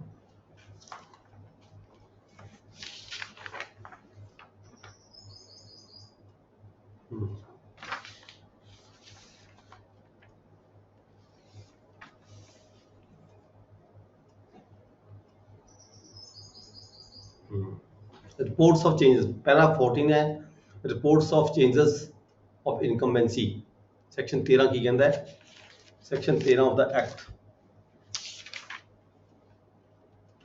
reports to the state government of the appointments under section 10 ਤੇ 11 ਤੇ 12 ਐਬਸੈਂਸ ਦੇ ਕੇਸ ਦੇ ਵਿੱਚ ਜਿੱਥੇ ਕਿਤੇ ਆਫੀਸਰ ਐਬਸੈਂਟ ਹੁੰਦੇ ਆ ਸੈਕਸ਼ਨ 10 ਦੇ ਵਿੱਚ ਰਜਿਸਟਰਾਰ ਐਬਸੈਂਟ ਹੁੰਦਾ ਹੈ, ਸੈਕਸ਼ਨ 11 ਦੇ ਵਿੱਚ absence of registrar on duty ਜੇ ਡਿਸਟ੍ਰਿਕਟ ਦੇ ਵਿੱਚ ਐਬਸੈਂਟ, ਜੇ ਡਿਸਟ੍ਰਿਕਟ ਦੇ ਵਿੱਚ ਡੀਸੀ ਹੋਵੇ ਪਰ ਐਬਸੈਂਟ ਹੋਵੇ, ਦਫ਼ਤਰ 'ਚ ਹਾਜ਼ਰ ਨਾ ਹੋਵੇ ਪਰ ਚਾਂਸ ਕਿਸੇ ਕਾਰਨ, ਜਿਸ ਸਬ ਰਜਿਸਟਰਾਰ ਇੱਦਾਂ ਹੀ ਉਹਦੀ ਆਫਿਸ ਖਾਲੀ ਹੋਵੇ, ਇਹ ਸੈਕਸ਼ਨ 10 ਤੇ 11 12 13 ਜਿਹੜੀਆਂ ਹੈਗੀਆਂ ਨੇ ਇਹਦੇ ਤਹਿਤ section 13 of the act requires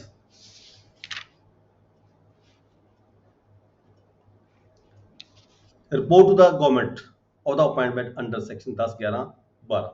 All the appointments made under section 10 11 12 shall be reported to the state government by the inspector general।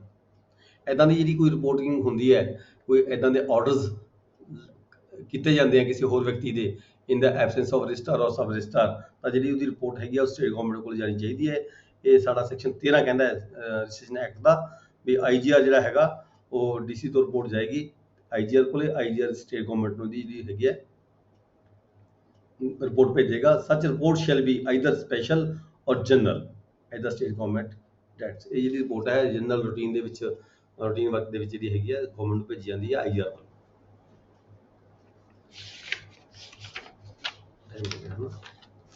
ਇਹਦੇ ਨਾਲ ਆਪਾਂ ਅੱਜ ਦੀ ਕਲਾਸ ਜਿਹੜੀ ਹੈਗੀ ਖਤਮ ਕਰਾਂਗੇ ਜੀ ਇੱਥੇ। ਤੇ ਇਸ ਤੋਂ ਬਾਅਦ ਅਗਲਾ ਪੇਜ ਅਗਲਾ ਆ ਜਾਂਦਾ ਕੋਈ ਜ਼ਿਆਦਾ ਇੰਪੋਰਟੈਂਟ ਨਹੀਂ ਹੈ ਰਿਮੂਨਰੇਸ਼ਨ ਦਾ, ਵੀ ਜਿਹੜੀ ਸੈਲਰੀ ਵਗੈਰਾ ਹੈਗੀ ਹੈ ਇਹ ਸਬ ਰਜਿਸਟਰਾਰ ਦੀ, ਜੁਆਇੰਟ ਸਬ ਰਜਿਸਟਰਾਰ ਦੀ, ਜਿਹੜੇ ਡਿਪਾਰਟਮੈਂਟਲ ਸਬ ਰਜਿਸਟਰਾਰ ਹੈਗੇ ਹੈ ਜਾਂ ਓਨਰਰੀ ਸਬ ਰਜਿਸਟਰਾਰ ਹੈਗੇ ਹੈ, ਉਹਦੀ ਸੈਲਰੀ ਵਗੈਰਾ ਦਾ ਹੈਗਾ ਪਾਰਟ ਹੈਗਾ ਪੂਰਾ, ਵੀ ਇਹ ਕਿਵੇਂ ਹੁੰਦੀ ਹੈ, ਕਿੰਨੀ ਹੁੰਦੀ ਹੈ, ਕਿ ਉਹਨੂੰ ਜਿਹੜੇ ਵਿਅਕਤੀਆਂ ਨੂੰ ਸੈਲਰੀ ਨਹੀਂ ਦਿੱਤੀ ਜਾਂਦੀ ਤਾਂ ਉਹਨਾਂ ਨੂੰ ਕੀ ਦਿੱਤਾ ਜਾਂਦਾ ਹੈ, ਉਹਨਾਂ ਨੂੰ ਦਿੱਤਾ ਜਾਂਦਾ ਕਮਿਸ਼ਨ। ਰਜਿਸਟ੍ਰੇਸ਼ਨ ਵਰਕ ਦੇ ਜੋ ਸਰਕਾਰ ਨੂੰ ਆਮਦਨ ਹੁੰਦੀ ਹੈ ਉਹਦਾ 33% ਹੈ, ਕਿਤੇ ਜ਼ਿਆਦਾ ਹੈ ਕਿਤੇ ਘੱਟ ਹੈ। ਉਹਦੇ ਬਾਰੇ ਆਪਾਂ ਨੈਕਸਟ ਜਿਹੜਾ ਲੈਕਚਰ ਹੈ ਉਹ 'ਚ ਡਿਸਕਸ ਕਰਾਂਗੇ। ਕਾਫੀ ਗੱਲਾਂ ਜਿਹੜੀਆਂ ਇਹਦੇ ਵਿੱਚ ਹੈਗੀਆਂ ਨੇ ਜਿਹੜੀਆਂ ਹੁਣ ਇਸ ਵੇਲੇ ਨਹੀਂ ਵਜੂਦ ਦੇ ਵਿੱਚ ਹੈਗੀਆਂ, ਪ੍ਰੈਕਟੀਕਲ ਨਹੀਂ ਹੈਗੀਆਂ, ਪਰ ਫਿਰ ਵੀ ਦੇਖੋ ਐਕਟ ਤੇ ਰੂਲ ਜਿਹੜੇ ਹੈਗੇ ਨੇ ਆਪਾਂ ਪੇਪਰ ਤਾਂ ਐਕਟਾਂ ਦੇ ਰੂਲਾਂ ਦੇ ਵਿੱਚ ਹੀ ਆਉਣਾ ਹੈਗਾ। ਕਈ ਵਾਰੀ ਉਹ ਇਸ ਵੇਲੇ ਨਹੀਂ ਜਿਹੜੇ ਹੈਗੇ ਵਜੂਦ 'ਚ ਹੁੰਦੇ। ਮੇਰਾ ਤੁਹਾਨੂੰ ਸਮਝ ਆ ਰਿਹਾ ਜੀ ਜੋ ਮੈਂ ਪੜ੍ਹਾ ਰਿਹਾ? ਹਾਂਜੀ ਹਾਂਜੀ ਸਰ। ਕੋਈ ਪ੍ਰੋਬਲਮ ਤਾਂ ਨਹੀਂ ਜੀ? ਹਾਂਜੀ ਸਰ। ਕੁਛ ਨਵੀਆਂ ਗੱਲਾਂ ਦਾ ਪਤਾ ਲੱਗਦਾ ਹੈ, ਕੁਛ ਤਾਂ ਪੁਰਾਣੀਆਂ ਗੱਲਾਂ ਆਪਾਂ ਤੁਹਾਨੂੰ ਸਾਰੇ ਡਿਪਾਰਟਮੈਂਟ ਰੈਵਨਿਊ 'ਚ ਕੰਮ ਕਰਦੇ ਹੋ ਪਤਾ ਹੀ ਹੁੰਦਾ ਹੈ, ਪਰ ਕੁਛ ਗੱਲਾਂ ਜਿਹੜੀਆਂ ਹੁੰਦੀਆਂ ਅਸੀਂ ਕਦੇ ਨਹੀਂ ਦੇਖੀਆਂ ਸੁਣੀਆਂ ਹੁੰਦੀਆਂ, ਉਹ ਵੀ ਜਦੋਂ ਅਸੀਂ ਪੜ੍ਹਦੇ ਹਾਂ ਸਟੱਡੀ ਕਰਦੇ ਹਾਂ ਤਾਂ ਕੋਈ ਨਵੀਂ ਗੱਲਾਂ ਵੀ ਜਿਹੜੀਆਂ ਹੈਗੀਆਂ ਧਿਆਨ ਦੇ ਵਿੱਚ ਆਉਂਦੀਆਂ ਨੇ। ਕਿਸੇ ਦਾ ਕੋਈ ਕੁਐਸਚਨ ਹੈ ਕਰ ਸਕਦਾ ਹੈ ਜੀ?